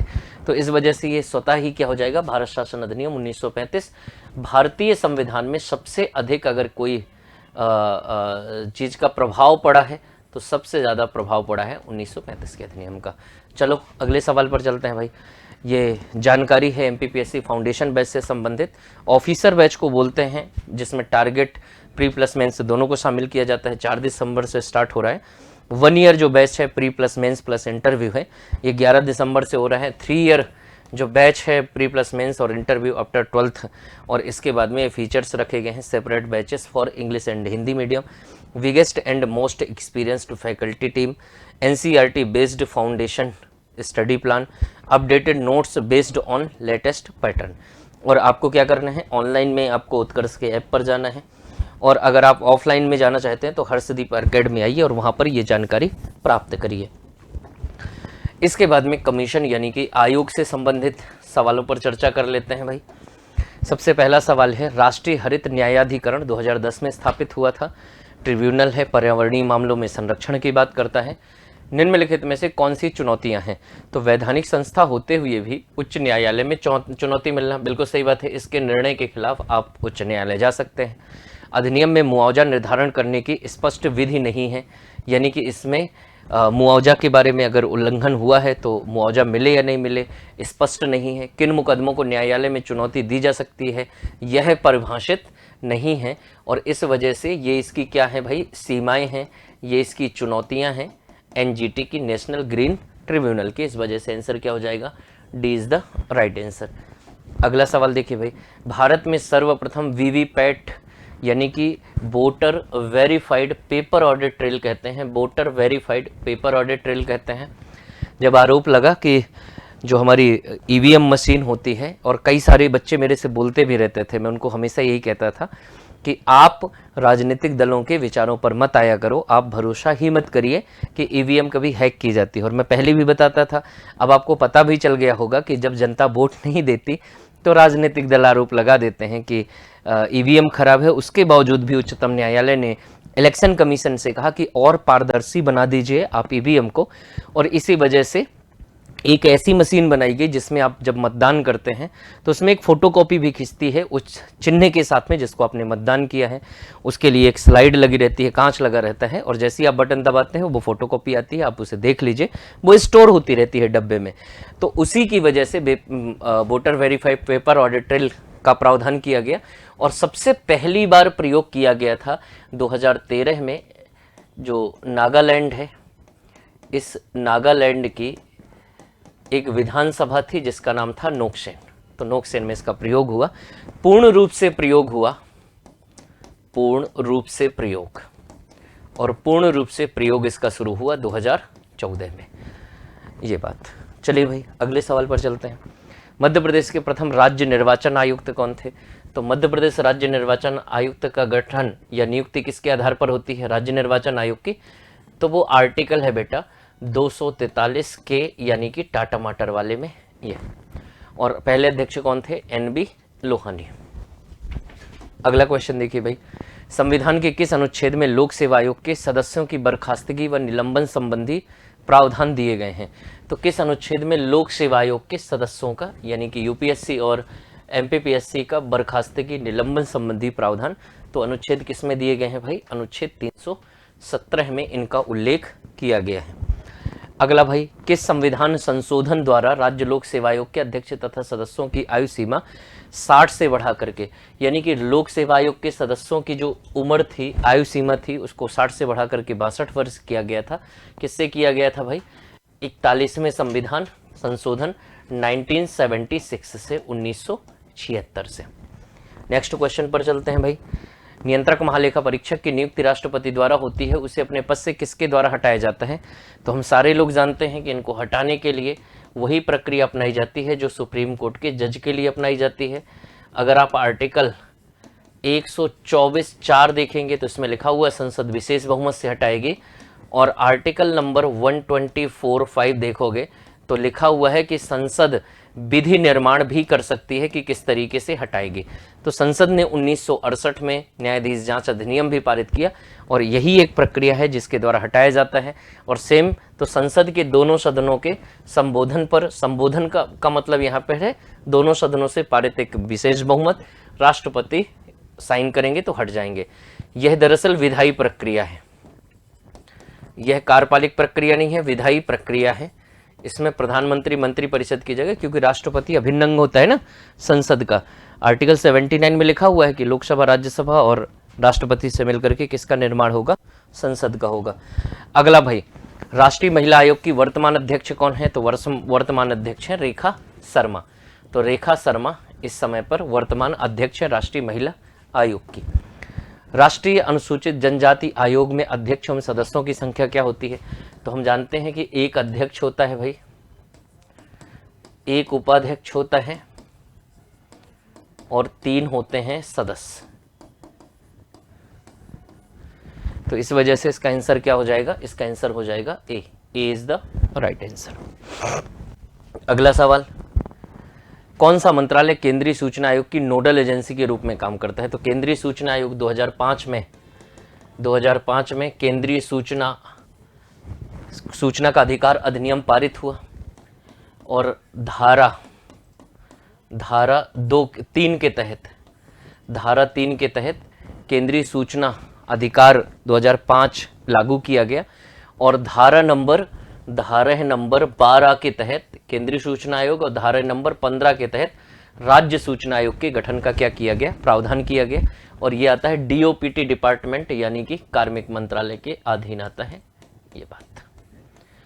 तो ये सवा सवाल था। इसके बाद में एमपीपीएससी प्रीलिम्स बैचेस की जानकारी है। प्रीलिम्स बैच टारगेट 2024 4 जनवरी के स्टार्ट हो रहे हैं। यूपीएससी का भी टारगेट बैच 2024 को लेकर के 4 जनवरी को। प्रीलिम से टेस्ट सीरीज़ है वो 2023 13 एफएलटी के साथ में और 35 एफएलटी के साथ में प्रीलिम टेस्ट सीरीज। तो 2 प्रकार की टेस्ट सीरीज हैं, आप इनको ज्वाइन कर सकते हैं। आप जानकारी के लिए हर्षदीप आर्केड आ सकते हैं। ये आज की हमारी चर्चा थी। अगले वाले टेस्ट बुकलेट के अगले संस्करण पर चर्चा के लिए मैं फिर से हाजिर होऊंगा। इसके बाद में मैं अपने अगले एक्सपर्ट को बुलाना चाहूँगा, वो आपको और जानकारी प्रदान करेंगे। धन्यवाद। नमस्कार दोस्तों, फिर से आप सभी का बहुत बहुत स्वागत है। मॉडल नंबर 8 में जो भी पेपर जो आए, इसमें ज्योग्राफी का जो सेशन था, उम्मीद करता हूं ये बहुत अच्छे से आपने किया होगा। चलिए एक बार इसके आंसरों पे एक बार डिटेल व्याख्या कर लेते हैं। फर्स्ट क्वेश्चन था वेटलैंड्स के ऊपर, जो इंपॉर्टेंट है करंट में भी और ज्योग्राफी एनवायरनमेंट में भी। तो कौन सा स्टेट, कौन सा वेटलैंड कहां है, इसके बारे में था। क्या कांजली और हर के हिमाचल प्रदेश में है? No, they are basically located in Punjab. कहां पर लोकेट करते हैं दोस्तों? ये पंजाब में। रेणुका और चंद्रताल क्या राजस्थान में है? नो, ये they are located in Himachal Pradesh. क्या होकेसर और सुरेंसर जम्मू कश्मीर में? यस। तो आंसर 3 बस करेक्ट है। इट मींस आंसर हो जाएगा सी। तो ये जो वेटलैंड्स का पार्ट है ये बहुत इंपॉर्टेंट है। रामसर कन्वेंशन, ईरान, सभी चीजों को आपको याद रखना है। आगे चलते हैं। कोस्ट और उसके एक्सटेंशन की बात करनी थी कि कौन सा कोस्ट कहां पर बेसिक लोकेटेड है। कोंकण कोस्ट क्या गुजरात और केरला में है? No, they are located in Maharashtra and Goa. कहां पर लोकेट करता है? तो they are located in Maharashtra and Goa. Malabar coast Mangalore से कन्याकुमारी, सही है। कन्नडा कोस्ट गोवा से कर्नाटक तक बेसिकली लोकेट करता है, गोवा के बॉर्डर से करता है, ये भी परफेक्ट सही है। इट मींस 46 का जो आंसर हो जाएगा वो कौन सा स्टेटमेंट सही नहीं है, विच इज रॉन्ग। तो ए ऑप्शन जो है वो रॉन्ग यहां पर नजर आता है, इसको आपको ध्यान रखना था। अगला क्वेश्चन 47 नंबर का क्वेश्चन यहां पर से है। 47 नंबर क्वेश्चन है, निम्नलिखित में से कौन सा स्टेटमेंट रॉन्ग है, कौन सा स्टेटमेंट गलत है, इसकी बात यहां पर से करनी है। क्या जोजिला पास श्रीनगर को गिलगिट से कनेक्ट करता है? बिल्कुल करेक्ट करता है। जोजिला पास कुमाऊं हिमालय में स्थित है तथा यह मंडी को लेह से जोड़ता है। No, it connect the Srinagar. ये श्रीनगर को किससे जोड़ता है? लेह से जोड़ने का काम करता है। तो श्रीनगर को लेह से जोड़ने का काम किसने किया है? जोजिला दर्रे से किया है। तो ये स्टेटमेंट रॉन्ग है। बनिहाल पास जम्मू और श्रीनगर को जोड़ता है, एंड शिपकीला पास तिब्बत को जोड़ता है। और शिपकीला पास वही एरिया है दोस्तों जहां से सतलज रिवर, कौन सी रिवर, तो यहां से सतलुज रिवर एंटर होती है इंडिया में। तो सतलज रिवर भारत में प्रवेश द्वार भी शिपकीला पास है। तो सी और डी सही है, बी ऑप्शन रॉन्ग है। तो ये ऑप्शन बी यहां से बेस्ट नजर आता है। अगले प्रश्न में चलते हैं। स्टेटमेंट पर बात करना कौन सा करेक्ट है। हिमालय लघु हिमालय से मेन बाउंड्री फॉल्ट से जुड़ा है। शिवालिक एमसीटी से लघु से जुड़ा है। प्रायद्वीपीय भाग गोंडवाना लैंड का ही भाग है। ये करेक्ट तो है ही, बाकी आपको स्टेटमेंट पता होने चाहिए। तो ये कैसे बनेंगे देखिए, तो ये सबसे पहले ट्रांस हिमालय, ट्रांस के नीचे महान हिमालय, महान के नीचे लघु हिमालय, लघु के नीचे शिवालिक हिमालय, और शिवालिक के नीचे उत्तर भारत का मैदान है। कौन सा मैदान है, तो उत्तर भारत का मैदान, ग्रेट इंडियन प्लेन यहां दिखाई देता है। तो यदि हम इस पार्ट्स की यदि हम बात करें तो इन पार्टों में ट्रांस और महान के बीच का जो क्षेत्र इंडो सांगपो सचर जोन के नाम से जाना जाता है, ITCZ कहा जाता है। ग्रेट और मिडिल के बीच का जो क्षेत्र है इसे मेन सेंट्रल थ्रस्ट कहते हैं, जबकि मिडिल और शिवालिक के बीच के बॉर्डर को मेन बाउंड्री फॉल्ट कहा जाता है। शिवालिक और नॉर्थ इंडियन प्लेन के बीच के भाग को HFF हिमालय फ्रंटियल फॉल्ट कहा जाता है। तो अब यहां पर देखिए ग्रेट और मिडिल की बात की गई थी, तो देखो ग्रेट और मिडिल के बीच में क्या MCT लिखा है, तो यहां तो लिखा है मेन बाउंड्री फॉल्ट MBF, नीचे वाला स्टेटमेंट लिख दिया है, इट मींस ये स्टेटमेंट रॉन्ग है। मिडिल और शिवालिक के बीच में MBF होना चाहिए, पर यहां क्या लिख दिया है, ऊपर वाला MCT लिख दिया है, इट मींस ये ऑप्शन भी रॉन्ग हो जाता है। ओनली कौन सा सही है, सी सही है। तो आंसर हो जाएगा यहां से सी। अगले 49 नंबर के क्वेश्चन पर चलते हैं। 49 नंबर का क्वेश्चन क्या कहता है, निम्नलिखित पर विचार करना है। इंडिया की जो पॉपुलेशन है वो अमेरिका, इंडोनेशिया, जापान, पाकिस्तान और बांग्लादेश की टोटल पॉपुलेशन से ज्यादा है। बिल्कुल सही है। किसी भी लैंग्वेज को यदि आप रीड कर सकते हैं, उसे राइट कर सकते हैं, तो उस व्यक्ति को ही लिटरेट माना जाएगा, उस व्यक्ति को ही साक्षर माना जाएगा। ये बात भी बिल्कुल सही है। तो इस प्रकार से यहां पर आंसर हो जाएगा सी। यदि साक्षरता जनगणना की बात करें तो ये पुराने समय से इंपॉर्टेंट नजर आता है। कौटिल्य के विष्णुगुप्त जी के द्वारा लिखी गई अर्थशास्त्र में, मुगल काल में आईने अकबरी में, 1801 से इंग्लैंड में ये घटना दिखाई देती है। जनगणना बहुत इंपॉर्टेंट टास्क है, और अभी जो जनगणना हुई वो 2021 की हुई, पर अभी भी अंतरिम आंकड़े हम 2011 के पढ़ते हुए नजर आते हैं। सोयाबीन के लिए जो फेमस, वर्ल्ड फेमस घाटी है वेन्यू वैली, बेसिकली वो कहां लोकेट करती है, तो वेन्यू जो वैली है, ये वेन्यू वैली कहां पर है, तो अफ्रीका के नाइजीरिया देश में नजर आती है। तो नाइजीरिया देश में नजर आती है ये। तो सोयाबीन की यदि हम बात करें तो मध्य प्रदेश को सोया स्टेट या सोयाबीन स्टेट कहा जाता है। ये ब्लैक सॉइल पर ज्यादा होती है, और ब्लैक सॉइल वहीं पाई जाती है जहां पर बेसाल्ट रॉक होती है, और बेसाल्ट रॉक्स का जो फॉर्मेशन होता है वो लावा से होता है।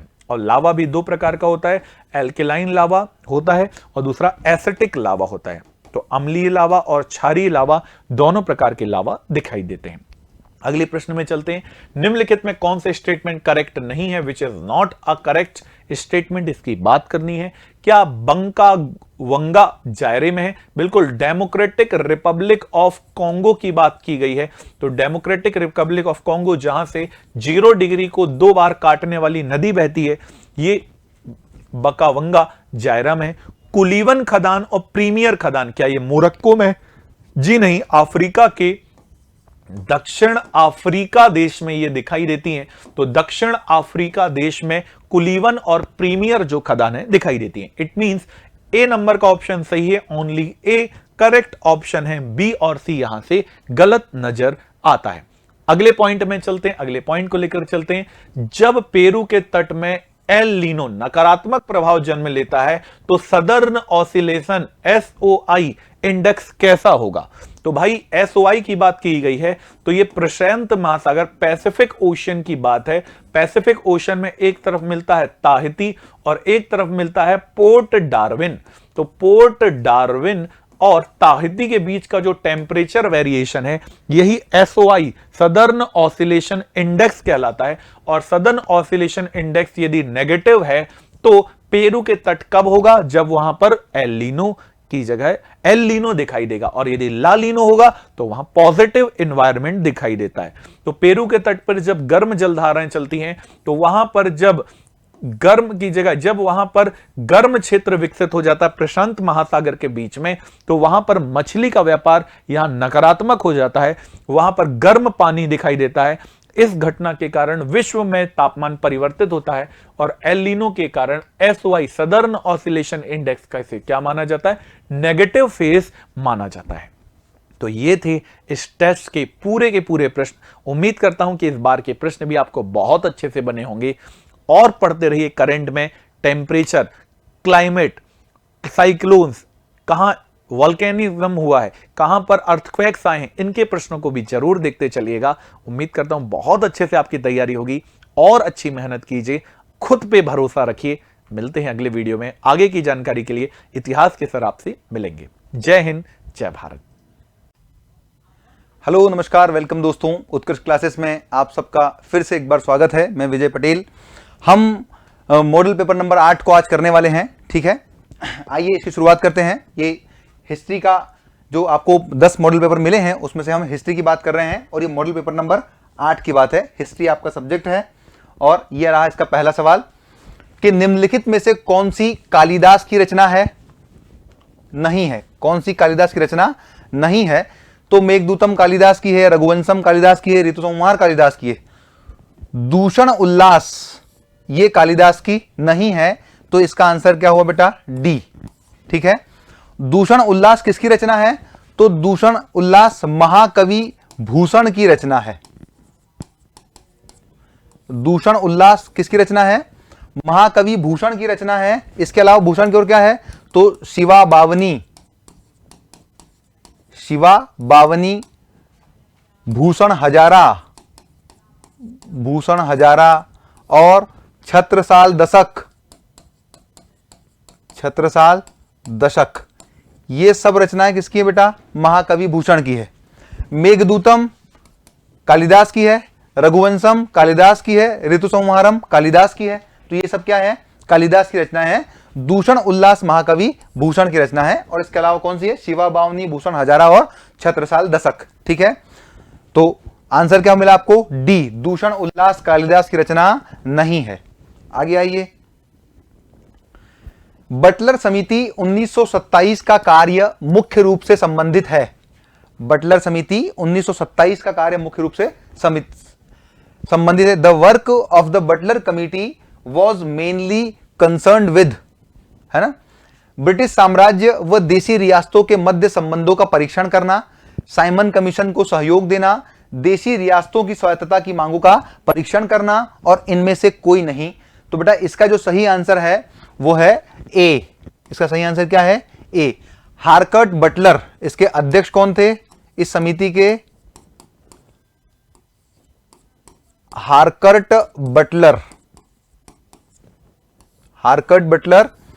और हारकर्ट बटलर की जो समिति बनी, इसका काम ही था कि जो ब्रिटिश साम्राज्य है और भारत में देशी रियासतें हैं उनके मध्य जो संबंध है उन संबंधों का परीक्षण करना ही इस समिति का काम थे। और 1927 में हारकर्ट बटलर की अध्यक्षता में इस समिति का क्या हुआ है? गठन हुआ है, ठीक है। साइमन कमीशन से, देशी रियासतों से या उनकी स्वायत्तता से उनका कोई संबंध नहीं है। तो आंसर क्या हुआ? A, to examine the relations between the British Empire and the native princely states, ठीक है बेटा। तो ए इसका क्या होगा? उत्तर होगा। आगे आइए। मुस्लिम लीग के 14 सूत्री कार्यक्रम के संदर्भ में निम्नलिखित में से कौन सा विकल्प सही नहीं है? ठीक है, कौन सा सही नहीं है? पढ़िए। संविधान, संघीय संविधान और अवशिष्ट शक्तियां केंद्र में निहित होना, तो ये तो नहीं था। अवशिष्ट शक्तियां जिन्ना साहब ने प्रांतों के लिए मांगी थी, तो ये क्या हो गया? गलत। बंबई प्रांत से सिंध प्रांत का पृथक्कीकरण, हाँ ये मांगा था, ये 14 सूत्री मांगों में था। सभी संप्रदायों के लिए पूर्ण धार्मिक स्वतंत्रता, ये भी था उसमें। और प्रांतीय स्वायत्तता, ये भी था। तो आंसर क्या हो गया बेटा? ए, संघीय संविधान और अवशिष्ट शक्तियां केंद्र में निहित होना, ये 14 सूत्री कार्यक्रम में शामिल नहीं था, ठीक है। तो आंसर क्या हुआ? ए आंसर हुआ, ओनली ए। अब देखिए, मुस्लिम लीग मुस्लिम लीग की स्थापना 1906 में ढाका में, कहां हुई? ढाका में स्थापना हुई। किसने की? तो नवाब सलीमुल्लाह ने। ठीक है बेटा, नवाब सलीमुल्लाह ने इसकी स्थापना की। और उसका पहला अध्यक्ष कौन हुआ? अध्यक्ष या प्रथम अध्यक्ष कौन हुआ बेटा? वकार उल मुल्क। ठीक है, तो ये आप इसको ऐसे ध्यान रखिए। ठीक है, तो 14 सूत्री कार्यक्रम का संबंध किससे है? मुस्लिम लीग से है। समझ गए? चलिए आगे बढ़ते हैं। मुस्लिम लीग से आपको क्या मिल गया? कुछ फैक्ट मिल गए कि इसकी स्थापना 1906 में ढाका में हुई। किसने की? नवाब सलीमुल्लाह ने की। और इसका पहला अध्यक्ष कौन हुआ? वकारुल मुल्क हुआ। आगे बढ़ते हैं, अगले सवाल पर आइए। विजयनगर साम्राज्य के दौरान अमरनायक कौन थे? अमरनायक कौन थे बेटा? विजयनगर साम्राज्य के सेनाधिकारी, गुप्त प्रशासन में मंडल के मुखिया, दंडात्मक अधिकार प्राप्त मौर्य अधिकारी और सातवाहन प्रशासन। देखिए ये तो अब ऐसे सवाल हो गया जैसे उसमें उत्तर दे रखा हो। बात कहा है गुप्त प्रशासन, इधर मौर्य अधिकारी, इधर सातवाहन। विजयनगर साम्राज्य के दौरान अमरनायक कौन होते थे? तो वो विजयनगर साम्राज्य के सेनाधिकारी होते थे। वो कौन है? विजयनगर साम्राज्य के सेना अधिकारियों को ही क्या कहते थे? अमरनायक। इनको जो भूमि मिलती थी उस भूमि को अमरम कहते थे। क्या कहें उसको? अमरम। विजयनगर साम्राज्य की स्थापना किसने की? हरिहर और बुक्का। तो विजयनगर साम्राज्य की स्थापना हरिहर और बुक्का ने कब की? 1336 ईस्वी में। कौन सी नदी? तुंगभद्रा नदी के किनारे। तुंगभद्रा नदी के किनारे की बेटा। ठीक है, 4 वंश है इसमें, सालू वंश, संगम वंश, सालू वंश, तुलु वंश और अराविडू वंश। ठीक है, तो ये विजयनगर साम्राज्य में अमरनायक बताया आपको कौन? सेनाधिकारी। आगे बढ़ते हैं। निम्नलिखित में से कौन सी लिपि ईरानियों के आक्रमण के पश्चात संस्कृति के प्रभाव के परिणाम स्वरूप भारत में आई, जो दाईं से बाईं ओर लिखी जाती है? ठीक है, विच of the following scripts came to India as a result of cultural influence after the invasion of Iranians, which is written from right to left। ठीक है, मतलब वो right to left मतलब दाएं से बाएं लिखी जाती है। कौन सी लिपि है बेटा? तो ब्राह्मी लिपि तो पहले ही थी, खरोष्ठी लिपि। उत्तर क्या है? खरोष्ठी। अब देखो यहां हटा दो इनको। देवनागरी तो हड़प्पन तो क्या होगी? वैसे ही हट जाएगी। देवनागरी भी क्या होगी? हट जाएगी। तो खरोष्ठी लिपि, उत्तर क्या हो गया? खरोष्ठी लिपि। ये कहां से चलती है? तो खरोष्ठी लिपि ये चलती है दाईं से बाईं ओर।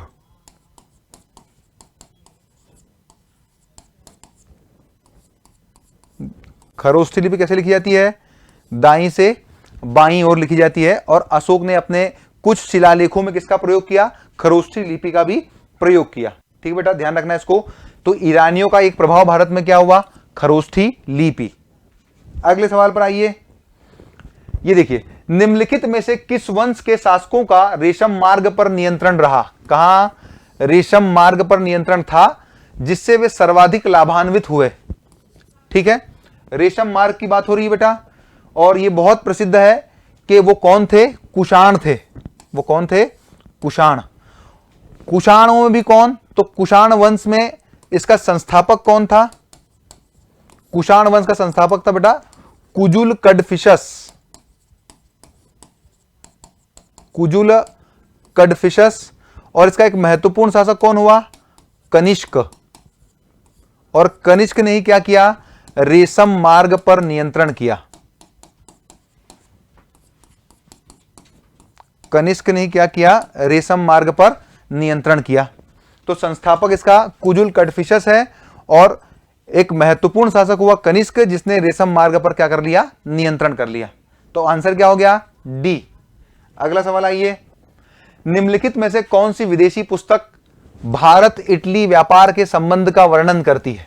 ठीक है, इंडिका तो है नहीं क्योंकि ये तो मेगास्थनीज की है। नेचुरल हिस्ट्री भी नहीं है, ये प्लिनी की है।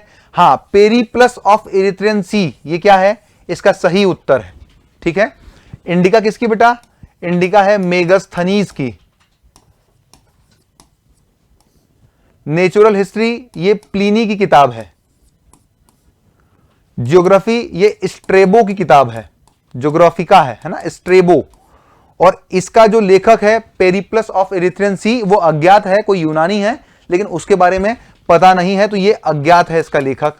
और इसमें क्या मिलता है, तो इसमें पूर्व और रोमन साम्राज्य, पूर्व और रोमन साम्राज्य के व्यापार की जानकारी।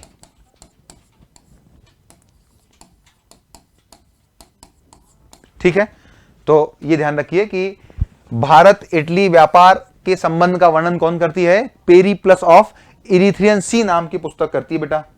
आगे, अगस्त प्रस्ताव के संबंध में निम्नलिखित में से कौन सा कथन असत्य है? क्या है? असत्य है बेटा। इस समय भारत का वायसराय वेलिंगटन था, वेलिंगटन, तो यही असत्य हो गया पहला ही। ठीक है, क्योंकि इस समय भारत का वायसराय कौन है? लिन लिथगो। ठीक है बेटा, इस समय भारत का वायसराय कौन है? लिन लिथगो। इस प्रस्ताव के तहत भारत को डोमिनियन स्टेटस का दर्जा दिया जाना था। हाँ, बिल्कुल दिया जाना था। द्वितीय विश्व युद्ध के समाप्त होते ही एक संविधान निर्मात्री परिषद का गठन किया जाना था और एक युद्ध सलाहकार परिषद के निर्माण की बात थी, बिल्कुल थी। हमको क्या पूछा है? असत्य। तो आपका उत्तर क्या हो गया? ए। इस समय वायसराय कौन था? लिन लिथगो था। अगस्त प्रस्ताव कब आया बेटा? 8 अगस्त 1940 को।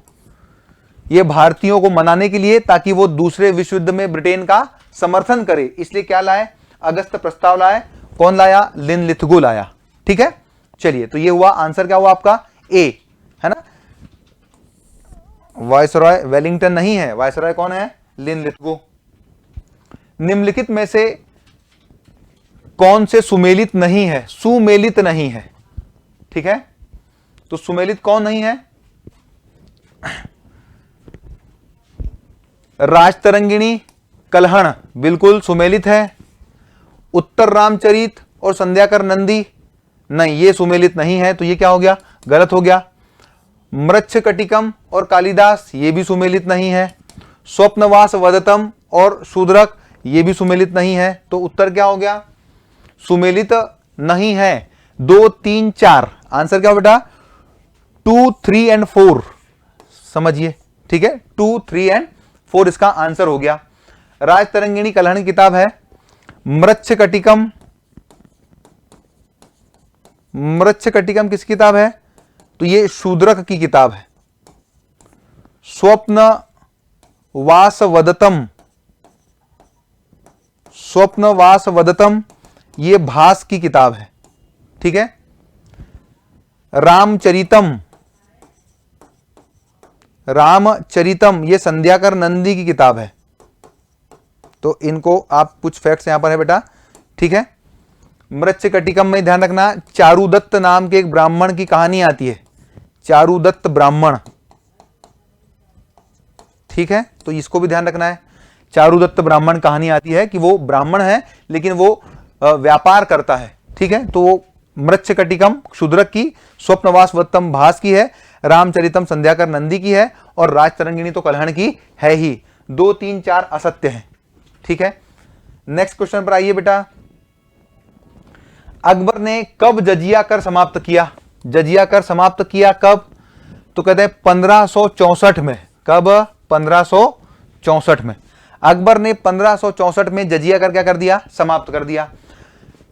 और अच्छा, 1563 में उसने तीर्थ यात्रा कर समाप्त किया। तीर्थ यात्रा कर 1563 में और जजिया कर 1564 में क्या कर दिया बेटा? उसको समाप्त कर दिया। तो आंसर क्या हो गया आपका? बी आंसर हो गया। जजिया कर क्या होता था? तो ये गैर मुस्लिमों पर लगने वाला कर है, गैर मुस्लिमों पर। ठीक है बेटा, चलिए आगे बढ़िए, बहुत बढ़िया चल रहा है। अकबर ने जजिया कर 1564 में क्या कर दिया? समाप्त कर दिया।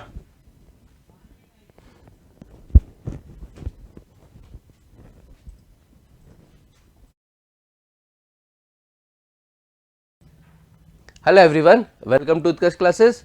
सर के लिए धन्यवाद। बेटा मेरी तरफ से आज model paper number 8 science and technology के पेपर के डिस्कशन में अपन स्टार्ट करते हैं। सीधे सवाल पे आते हैं, सितार के द्वारा किस प्रकार की किस ऊर्जा का रूपांतरण होता है? Which energy is transformed by sitar? भाई सिंपल सा है, ऊर्जा संरक्षण का नियम है, लॉ ऑफ एनर्जी कंजर्वेशन है। Energy can not be created, can not be destroyed. इसको केवल एक फॉर्म से दूसरे फॉर्म में, एक रूप से दूसरे रूप में बदलते रहते हैं। तो वही वाला सीन है कि आपके बहुत सारे सवाल इसमें बन सकते हैं कि डायनेमो कौन सी एनर्जी को कन्वर्ट करता है, तो इलेक्ट्रिक मोटर कौन सी एनर्जी को कन्वर्ट करती है। उसी का एक सवाल बन के आ गया है कि सितार किसको बदलता है। सितार में तार होते हैं और तारों को छेड़ने पर ध्वनि उत्पन्न होती है। तो तारों को छेड़ा जाता है तो फिजिकल एनर्जी लगती है, तारों को बजाने में, टन टन करने में फिजिकल एनर्जी लगती है। तो वो हो जाती है कौन सी एनर्जी? यांत्रिक ऊर्जा है, मैकेनिकल एनर्जी, और उससे जो प्रोड्यूस होता है वो होता है साउंड एनर्जी। तो आंसर हो जाता है B for Bhopal. Energy conservation में बेटा हर 1-2 साल में एक सवाल आता है और हर बार एक नए इंस्ट्रूमेंट का नाम लेते हैं जिसको आपको चेक करना रहता है। अगला, निम्नलिखित में से कौन सा युग्म गलत है? B1 थायमिन सही है भाई, इसकी कमी से बेरी होता है। ठीक। B2 राइबोफ्लेविन, इसकी कमी से चिलोसिस होता है, सही बात है। B3 niacin, nicotinamide, nicotinic acid, सब इसी के नाम है। इसके नाम बहुत सारे हैं नियासिन के।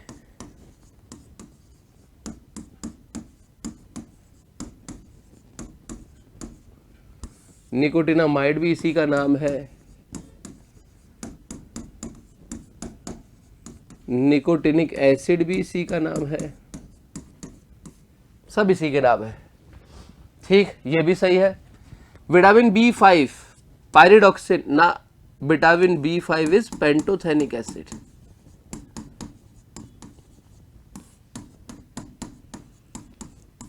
और यही है जो गलत है। अगले पे आते हैं, सूची को सुमेलित कीजिए। अच्छा लेवल पे क्वेश्चन है भाई। लोहा, पोटेशियम, आयोडीन, कैल्शियम, केला, खजूर, पालक, आयोडीन, दूध, अंडे। सिंपल को लेके खेलेंगे, काम बन जाएगा। सबसे सिंपल मुझे दिख रहा है यहाँ पे आयोडीन, क्योंकि वहां पे लिखा आयोडीन युक्त तो टेबल नमक, तो सी का हो गया 3। तब ऑप्शन बचते हैं केवल 2, या तो ए होगा या तो डी होगा। मामला खत्म।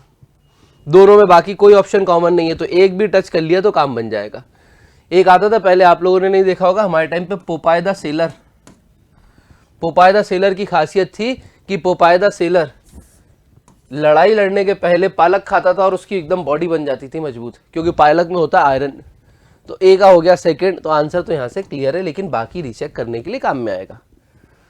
दूध और अंडे सोर्स है कैल्शियम के, तो हो गया 4। देख लो 4, आंसर हो गया ए फॉर आगरा।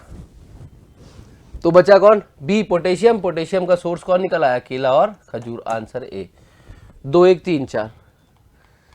सब आना मुश्किल है, सिंपल से टफ की तरफ जाओगे ये टेबल हमेशा बन जाएगी। Barley water is also called barley juice. जौ का शरबत भी कहते हैं बेटा इसको। खाद्य प्रसंस्करण में 1 लाइन फैक्ट है, इसका कुछ नहीं कर सकते। जौ का शरबत भी कहते हैं इसको। अंतरिक्ष विभाग द्वारा विकसित कार्यक्रम पर विचार करें। Consider the programme developed by the department of space. विभिन्न विकास परियोजनाओं में उपग्रह चित्रों के प्रयोग हेतु सुदूर संवेदन कार्यक्रम, remote sensing programme for use of satellite image of various development purposes. बिल्कुल सत्य वचन है। Indian remote sensing satellite system पूरा बनाया है, जिसमें कार्टोसेट, रीसेट, रिसोर्स सेट सब उसी के, मेगाट्रॉपिक सब इसी के अंतर्गत आते हैं। तो बिल्कुल सत्य वचन है। दूर संचार, प्रसारण, मौसम विज्ञान, शिक्षा के विकास हेतु इनसेट कार्यक्रम, INSAT programme for development of telecommunication, broadcasting, meteorology, education, सत्य वचन है। पूरा का पूरा इनसेट प्रोग्राम चल रहा है। इनसेट के बाद जी सेट चल रहा है। जी सेट मेनली टेलीकम्युनिकेशन के लिए है, जबकि इनसेट जो था वो मौसम और दूरसंचार दोनों के लिए था। तो ये वाला भी कार्यक्रम है। स्वदेशी प्रमोचन वाहन क्षमता प्राप्त करने के लिए प्रक्षेपण वाहन कार्यक्रम, launch vehicle programme to achieve diagnosis indigenous launch vehicle capability. हाँ बिल्कुल सही बात है भाई। एसएलवी से चालू किया था, एसएलवी से एएसएलवी, एएसएलवी से पीएसएलवी और पीएसएलवी से जीएसएलवी, सब इसी का कार्यक्रम है। तो बिल्कुल सत्य वचन है। राष्ट्रीय विकास के लक्ष्य को पाने हेतु अंतरिक्ष विज्ञान में प्रौद्योगिक क्षेत्र में अनुसंधान विकास कार्यक्रम, हाँ भाई ये भी इसी कार्यक्रम है। आंसर हो गया D for delta, all of the above. निम्नलिखित में से किस क्रियाकलापों में भारतीय सुदूर संवेदी उपग्रह का प्रयोग नहीं होता, IRS का उपयोग नहीं होता? ध्यान से देखना, रिमोट सेंसिंग का काम है दूर से देखना, तो रिमोट सेंसिंग दुनिया में हर काम करेगी, कभी भी दूर संचार और शिक्षा मत चिपकाना उसके आंसर में। नहीं आया ना शब्द, किन क्रिया का प्रयोग किया जाता है? किया जाता है, ठीक है, तो नहीं किया जाता ढूंढना। फसल उपज पूर्वानुमान किया जाता है, बिल्कुल। एस्टिमेटिंग क्रॉप यील्ड बिल्कुल करते हैं। खनिज का अन्वेषण बिल्कुल इसका एक कार्यक्रम है, खनिज का अन्वेषण बिल्कुल होता है। यातायात अध्ययन, ट्रैफिक मैनेजमेंट बिल्कुल ट्रैफिक स्टडीज से होती है। भूमजल ग्राउंड वाटर पता लगाना बिल्कुल पता लगाते हैं। दूर संचार टेलीकम्युनिकेशन कभी इससे नहीं होता। तो फोर्थ तो कभी नहीं होता, तो कटेगा 4, कट गया 4, बचा 1 2 और 1 2 3। 3 कौन सा भाई? खनिज अन्वेषण 100% होता है, टिक होगा ही होगा, तो 1 2 3 ये हो गया। 4 क्या? यातायात अध्ययन, छोड़ो। 5 है यातायात अध्ययन, 4 नहीं है भाई, हाँ 5 है यातायात अध्ययन।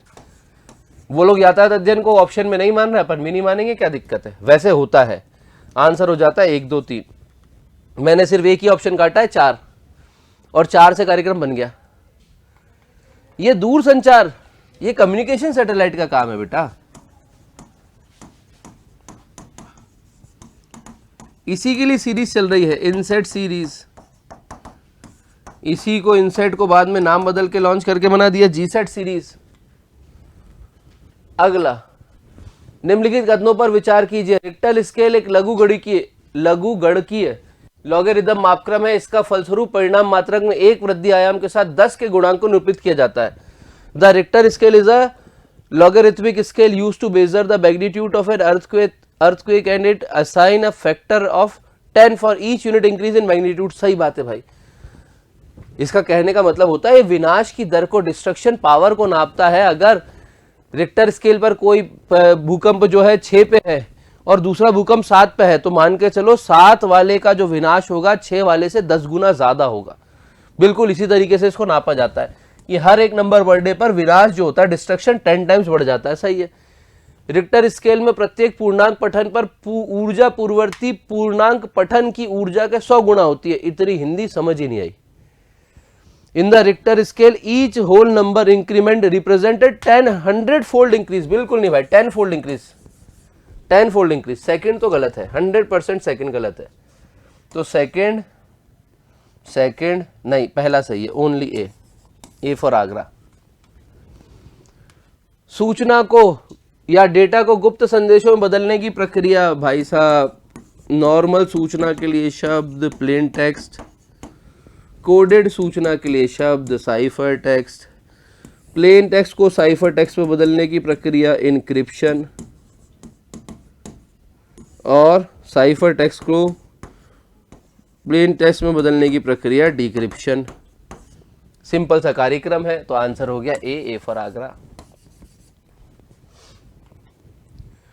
पीएम दिशा, प्रधानमंत्री डिजिटल साक्षरता अभियान के संबंधित सही विकल्प। बहुत शानदार कार्यक्रम था, पूरे भारत में टारगेट किया था 6 करोड़ लोगों को कंप्यूटर या डिजिटली शिक्षा देने की। प्रत्येक परिवार से एक, जितने भी एलिजिबल परिवार हैं उनमें से एक व्यक्ति को शिक्षा देने की बात की थी, डिजिटल लिटरेसी की बात की थी ग्राम पंचायत स्तर में। सभी राज्य, सभी यूटी पे ये लागू होता है। देख लेते हैं इसके, या सितंबर 19 में लॉन्च किया गया, नहीं भाई 17 है यार, 17 है जहां तक मेरा ख्याल है, ये 2017 में लॉन्च किया गया था। प्रधानमंत्री ग्रामीण डिजिटल साक्षरता कार्यक्रम ये लॉन्च किया गया था 2017 में। तो ये वाला सीन नहीं बनता। इसका उद्देश्य प्रत्येक परिवार कम से कम एक व्यक्ति को डिजिटल रूप से साक्षर बनाना है। हाँ बिल्कुल, इसका ये कार्यक्रम है। तो आंसर हो जाता है इसका बी। सही पूछा है ना? हाँ बी फॉर भोपाल। किस संगठन ने वर्ल्ड वाइड वेब को निःशुल्क उपलब्ध कराया? यूरोपीय यूनियन का संगठन है जिसका नाम है सर्न। इसरो भारत का है, नासा अंकल सैम के हैं, और ये अपने यहाँ रक्षा क्षेत्र का भारत का है। लेकिन जिसने मुफ्त उपलब्ध कराया वो था सर्न। निम्नलिखित में से कौन सा ईमेल पते का भाग नहीं हो सकता? ईमेल पते के अंदर आप जो यूज कर सकते हो @ यूज कर सकते हो, डॉट आता है .com के चक्कर में, अंडरस्कोर भी आ जाता है। स्पेस कभी ईमेल का भाग नहीं होता, स्पेस रहित होता है भाई ईमेल। ईमेल आईडी में कभी स्पेस नहीं आ सकता। बेटा मेरी तरफ से मॉडल पेपर नंबर 8 के डिस्कशन में इतना ही। होती है मुलाकात अपनी अगली बार अगले पेपर डिस्कशन के साथ। तब तक के लिए इकोनॉमिक्स विषय के विषय विशेषज्ञ आपके सामने प्रस्तुत होंगे अपना विषय लेके। मेरी तरफ से आज के लिए इतना ही। जय हिंद, जय भारत।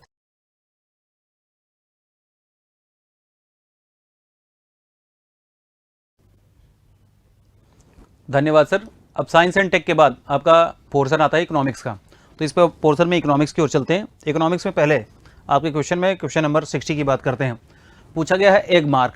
एग मार्क क्या है? Agmark related to controlled agriculture market, a government institution for egg production, farmers cooperative society, a seal of approval for the quality of agriculture product. एक ISI के मार्क का देखते होंगे। इसी तरह से एग मार्क की बात की जाए, जब एग मार्क की बात करते हैं तो एग मार्क में आप बात करें कृषि उत्पादों की गुणवत्ता के लिए एक मोहर के रूप में इसे बनाया गया। कृषि उत्पादों की गुणवत्ता के लिए एक मोहर के रूप में अगर एग्रीकल्चर प्रोडक्ट्स में मार्का लगा हो, एग मार्क का मार्का लगा हो, तो इसमें यह दिखाया जाता है कि आप अच्छे यानी कृषि उत्पाद का उत्पाद करें। 1937 में इसके 1934-37 में इसका मार्का किया गया और इसे 1986 में फिर से इसके बारे में संशोधन प्रावधान लाया गया है। तो जब आंसर की सीट में भी आपके मेंशन किए हुए हैं, मॉडल पेपर के आंसर 8 जो एप्लीकेशन में दिए हुए हैं, उन आंसर्स को आप देख करके इसे कवर कर सकते हैं। साथ ही साथ जब बात की जाए डिटेल में, तो यहाँ कृषि उत्पाद की गुणवत्ता के लिए यह एक मोहर के रूप में काम करता है। अगला, ग्रामीण विकास के लिए पूरा मॉडल अपनाने का समर्थन किसने किया था? पूरा मॉडल की बात की जाए तो पूरा मॉडल को कलाम साहब ने पूरा मॉडल को 2003 में कलाम साहब ने इसके बारे में, पूरा मॉडल के बारे में बात की थी। और इसका 2.0 जो पूरा मॉडल का 2.0 है वह 2012 में अभियान लॉन्च किया गया। तो बात की जाए तो यहाँ डॉक्टर APJ कलाम साहब ने पूरा मॉडल प्रोवाइड अर्बन फैसिलिटीज़ यानी शहरी सुविधाएं ग्रामीण क्षेत्रों में चालू करने के लिए पूरा मॉडल की शुरुआत की थी। यानी बात की गई ग्रामीण और शहरी विभाजन को दूर करने के लिए यहाँ पर पूरा मॉडल चालू किया गया था। तो देखिए, जब आप क्वेश्चन सॉल्व करते हैं तो एक बात मैंने देखी है कि पेपर के क्वेश्चन और आंसर आप अलग अलग मैच करने लगते हैं। तो ध्यान दीजिएगा कि कहीं ऐसा ना हो कि आप मॉडल पेपर 7 को ही मैच करने लगे। मॉडल पेपर 8 में हम ये क्वेश्चन कर रहे हैं। अगले क्वेश्चन की ओर चलते हैं। भुगतान संतुलन की विपरीत होने की दिशा में निम्नलिखित में से कौन सा कदम स्थिति सुधारने में सहायक होगा? तो भुगतान संतुलन में पूछा है, in the case of adverse balance of payment which of the following steps will help in improving the situations? अधिमूल्यन, appreciation, devaluation, demonetisation, none of these. बात की गई 3 बार भारत में डिवैल्यूएशन की स्थिति, अवमूल्यन की 3 बार की दशाओं को भारत में किया गया। और अवमूल्यन में अपनी मुद्रा के मूल्य को नीचे कर लिया जाता है जिससे एक्सपोर्ट ज़्यादा से ज़्यादा हो पाए। निर्यात ज़्यादा से ज़्यादा करने के लिए यानी निर्यात की मात्रा में वृद्धि करने के लिए अवमूल्यन किया जाता है। और अवमूल्यन के माध्यम से भुगतान संतुलन की स्थिति को सही किया जाता है। तो भुगतान संतुलन की स्थिति को सही करने के लिए यहाँ बात की गई कि डिवैल्यूएशन का सहारा लिया जाएगा। अगले क्वेश्चन की ओर देखते हैं। ऐसे कार्ड जो किसी ग्राहक को किसी बैंक या वित्तीय संस्थान द्वारा लोन के रूप में मिलते हैं क्या कहलाते हैं? Credit card, debit card, smart card, none of these. What are these cards called which are provided to a customer as a loan by a bank और फाइनेंशियल इंस्टीट्यूशन? तो बात कीजिए, कहीं भी आजकल आप जाते हैं, आप कहीं भी किसी भी जगह जाते हैं तो आपको मिलता है कि एडवांस में लोन देने के लिए क्रेडिट कार्ड उपलब्ध कराए जाते हैं। तो एक ये लोन सुविधा है जो आप बाद में चुका सकते हैं। तो क्रेडिट कार्ड जो हैं वो लोन के रूप में प्रदान किए जाते हैं। इसी में अगर बात करें किसानों के लिए एक ऋण सुविधा के रूप में किसान क्रेडिट कार्ड KCC 1998 में KCC की सुविधा की। नॉर्मल आम ग्राहकों के लिए जिनके बैंक बैलेंस ठीक रहते हैं या सिविल स्कोर अच्छा रहता है उन्हें क्रेडिट कार्ड की सुविधा उपलब्ध कराई जाती है। तो क्रेडिट कार्ड एक ऐसी सुविधा है जो लोन के रूप में प्रदान की जाती है। अगले क्वेश्चन की ओर चलते हैं और अगला क्वेश्चन है आपका। अगले क्वेश्चन से पहले बात करते हैं मेंस टेस्ट सीरीज जो है वह 4 जनवरी से, जैसे अभी आप प्री के टेस्ट सीरीज का, ऐसे ही आप मेंस की टेस्ट सीरीज बहुत अच्छी गुणवत्ता के साथ, बेल क्वालिटी के साथ 4 जनवरी से। MPPSC पेपर 3 जो आपके लिए एक टफ टास्क है, टफ टास्क में बात की जाए कि 8 जनवरी से इसका बैच चालू किया जा रहा है। अगली बात की जाए आंसर राइटिंग का सेशन। अगर आपने बढ़िया तैयारी कर ली है, आपकी प्रीलिम्स और मेंस की तैयारी बढ़िया है, तो आप अपने आंसर को लिखने की क्वालिटी को और बेहतर करें। और इसके लिए 4 जनवरी से ही बैच चालू रहा है। कोई भी जानकारी हमारे संस्थान के बारे में या कोई भी कोर्स के रिलेटेड इस नंबर पर कभी भी कॉल कर सकते हैं। QR कोड करके अभी आप जानकारी प्राप्त कर सकते हैं। बात की जाए अगले क्वेश्चन की, अगला सेशन जो है वो करंट अफेयर्स मॉडल पेपर 8 का, ध्यान से दीजिएगा, मॉडल पेपर 8 का करंट अफेयर्स के सेशन के। तो करंट अफेयर्स के सेशन के क्वेश्चंस की बात करते हैं। पूछा गया है भारत का पहला कार्बन तटस्थ गांव कहां विकसित किया गया है? Where will India's first carbon neutral village be developed? कहां भारत का पहला कार्बन न्यूट्रल गांव स्थापित किया गया है? क्वेश्चन नंबर 73 की बात करते हैं। तो क्वेश्चन नंबर 73 में अभी फैक्चुअल डाटा के रूप में आपके सामने भिवंडी की बात की जाए, महाराष्ट्र की भिवंडी में यहाँ भारत का पहला कार्बन तटस्थ गांव स्थापित किया गया है। अगले क्वेश्चन की ओर चलते हैं। अगला क्वेश्चन है, हाल ही में खेलो इंडिया यूनिवर्सिटी गेम्स का आयोजित किया गया था। खेलो इंडिया यूनिवर्सिटी गेम्स की 4 शहर, उत्तर प्रदेश के 4 शहरों में इसका आयोजन किया गया था। केवल एक स्पोर्ट्स की प्रतिस्पर्धा जो है उसका आयोजन नई दिल्ली में किया गया था। तो इसमें से ऑप्शन में नई दिल्ली है नहीं, तो इसमें उत्तर प्रदेश के 4 शहरों में आयोजित किया गया था। अगली बात कीजिए, किस देश ने हाल ही में 2025 में को विशेष पर्यटन वर्ष के रूप में मनाए जाने का फैसला किया है? अभी बात की जाए अंतर्राष्ट्रीय, अगर बात की जाए तो अंतर्राष्ट्रीय रूप से अंतर्राष्ट्रीय मिलेट वर्ष 2023, मिलेट वर्ष 2023 मनाने की बात की गई, जबकि एक देश है जिसने इसे पर्यटन वर्ष के रूप में मनाने की बात की है, तो नेपाल देश है जिसने इसे पर्यटन वर्ष के रूप में मनाने की बात की है। अगले क्वेश्चन की ओर चलते हैं। हाल ही में कहां अवस्थित हैरिस पार्क का नाम बदलकर लिटिल इंडिया किया गया है? बहुत ही फेमस बात की जाए, और सिडनी ऑस्ट्रेलिया में हैरिस पार्क जो स्थित है उसका नाम बदल करके अभी लिटिल इंडिया करने की बात की गई। करंट अफेयर्स में बहुत चर्चित खबर थी। आईपीएल 2023 का खिताब किसने जीता था? बहुत ही फेमस आईपीएल 2023 की बात की जाए तो आईपीएल 2023 में गुजरात टाइटंस को चेन्नई सुपर किंग्स ने पराजित कर दिया है। तो एक और नई उपलब्धि जुड़ गई है महेंद्र सिंह धोनी के नाम से, और यह नया सेशन उन्होंने जीत लिया है। किस राज्य ने प्रधानमंत्री जनधन योजना का 100% कवरेज हासिल कर लिया है? प्रधानमंत्री जनधन योजना की बात की जाए तो 28 अगस्त 2014 की बात की जाए पीएम जनधन योजना की शुरुआत की गई, और प्रधानमंत्री जनधन योजना वित्तीय समावेशन को बढ़ावा देने के लिए, भ्रष्टाचार को रोकने के लिए और वास्तविक लाभार्थियों को योजना का लाभ प्रदान करने के लिए प्रत्यक्ष हस्तांतरण सुविधा के अंतर्गत लाभ प्रदान करने के लिए यह योजना जनधन योजना चालू की। और इसमें से बात की जा रही है कि तेलंगाना वह राज्य है जिसने 100% कवरेज प्राप्त कर लिया है। अगले क्वेश्चन की ओर चलते हैं। प्रतिवर्ष दुनिया भर में अंतर्राष्ट्रीय जैव विविधता दिवस कब मनाया जाता है? बात की गई कि 18 मई को, 20 मई को, 21 मई को या 22 मई को कब मनाया जाता है? बात की क्वेश्चन नंबर 79 मॉडल पेपर 8 में। बड़े ध्यान से आप मॉडल पेपर 7 मत खोल लीजिएगा क्योंकि थोड़ा सा ऊपर नीचे मिस्टेक हो सकता है। तो मॉडल पेपर 8 में जब क्वेश्चन नंबर 79 है, 18 मई, 20 मई, 21 मई और 22 मई की बात कर रहे हैं, तो यहाँ 22 मई को अंतर्राष्ट्रीय जैव विविधता दिवस की घोषणा की बात की गई है। हाल ही में केंद्र सरकार ने किरण रिजिजू के स्थान पर भारत का नया कानून मंत्री अर्जुन राम मेघवाल को बनाया गया है। अर्जुन राम मेघवाल अभी चेंज करके किरण रिजिजू के स्थान में। हाल ही में सिद्धरमैया किस राज्य के नए मुख्यमंत्री बनाए गए हैं? बात की जाए तो कर्नाटक में जब सत्ता परिवर्तन हुआ तो कर्नाटक में सत्ता परिवर्तन के साथ ही सिद्धरमैया और डी शिव कुमार के बीच में डीके जिनका नाम है, तो उनके बीच में प्रतिस्पर्धा चल रही थी और फाइनली सिद्धरमैया को यहाँ पर बनाया गया है। सिद्धरमैया इसके सीएम बनाए गए हैं। 16 मई 2023 को किस भारतीय राज्य ने अपना स्थापना दिवस मनाया है? बात की जाए भारत के सिक्किम राज्य की, जो पहले भारत का सह राज्य बना और फिर बाद में 75 की बात की जाए उसे पूर्ण राज्य का दर्जा दिया गया। इसकी स्थापना दिवस अभी 16 मई को बनाया गया और इसमें से आंसर आपका सिक्किम रहेगा। नेक्स्ट क्वेश्चन की बात करते हैं। निम्नलिखित में से डोएक का नोडल विभाग क्या है? डोएक पूछा गया है, विच of the following is the nodal department of डोएक?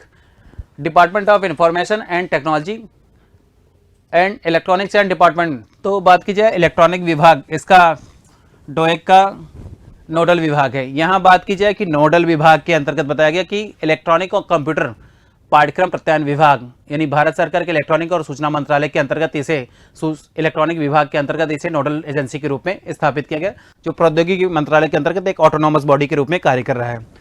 अगले क्वेश्चन की बात करते हैं। प्रकाशीय तंतु का भारत में प्रथम कारखाना कहाँ स्थापित किया गया? एमपी से रिलेटेड क्वेश्चन है। ऑप्टिकल फाइबर का पहला कारखाना मंडीदीप रायसेन में स्थापित किया गया। राजकीय कारखानों के अंतर्गत औद्योगिक गतिविधियों के अंतर्गत अगर बात करते हैं तो मंडीदीप रायसेन में ही ऑप्टिकल फाइबर का कारखाना स्थापित किया गया। International federation of robotics, science and techs related question है। इंटरनेशनल फेडरेशन ऑफ रोबोटिक्स का मुख्यालय कहां पर स्थित है? Where is the headquarters of international federation of robotics is located?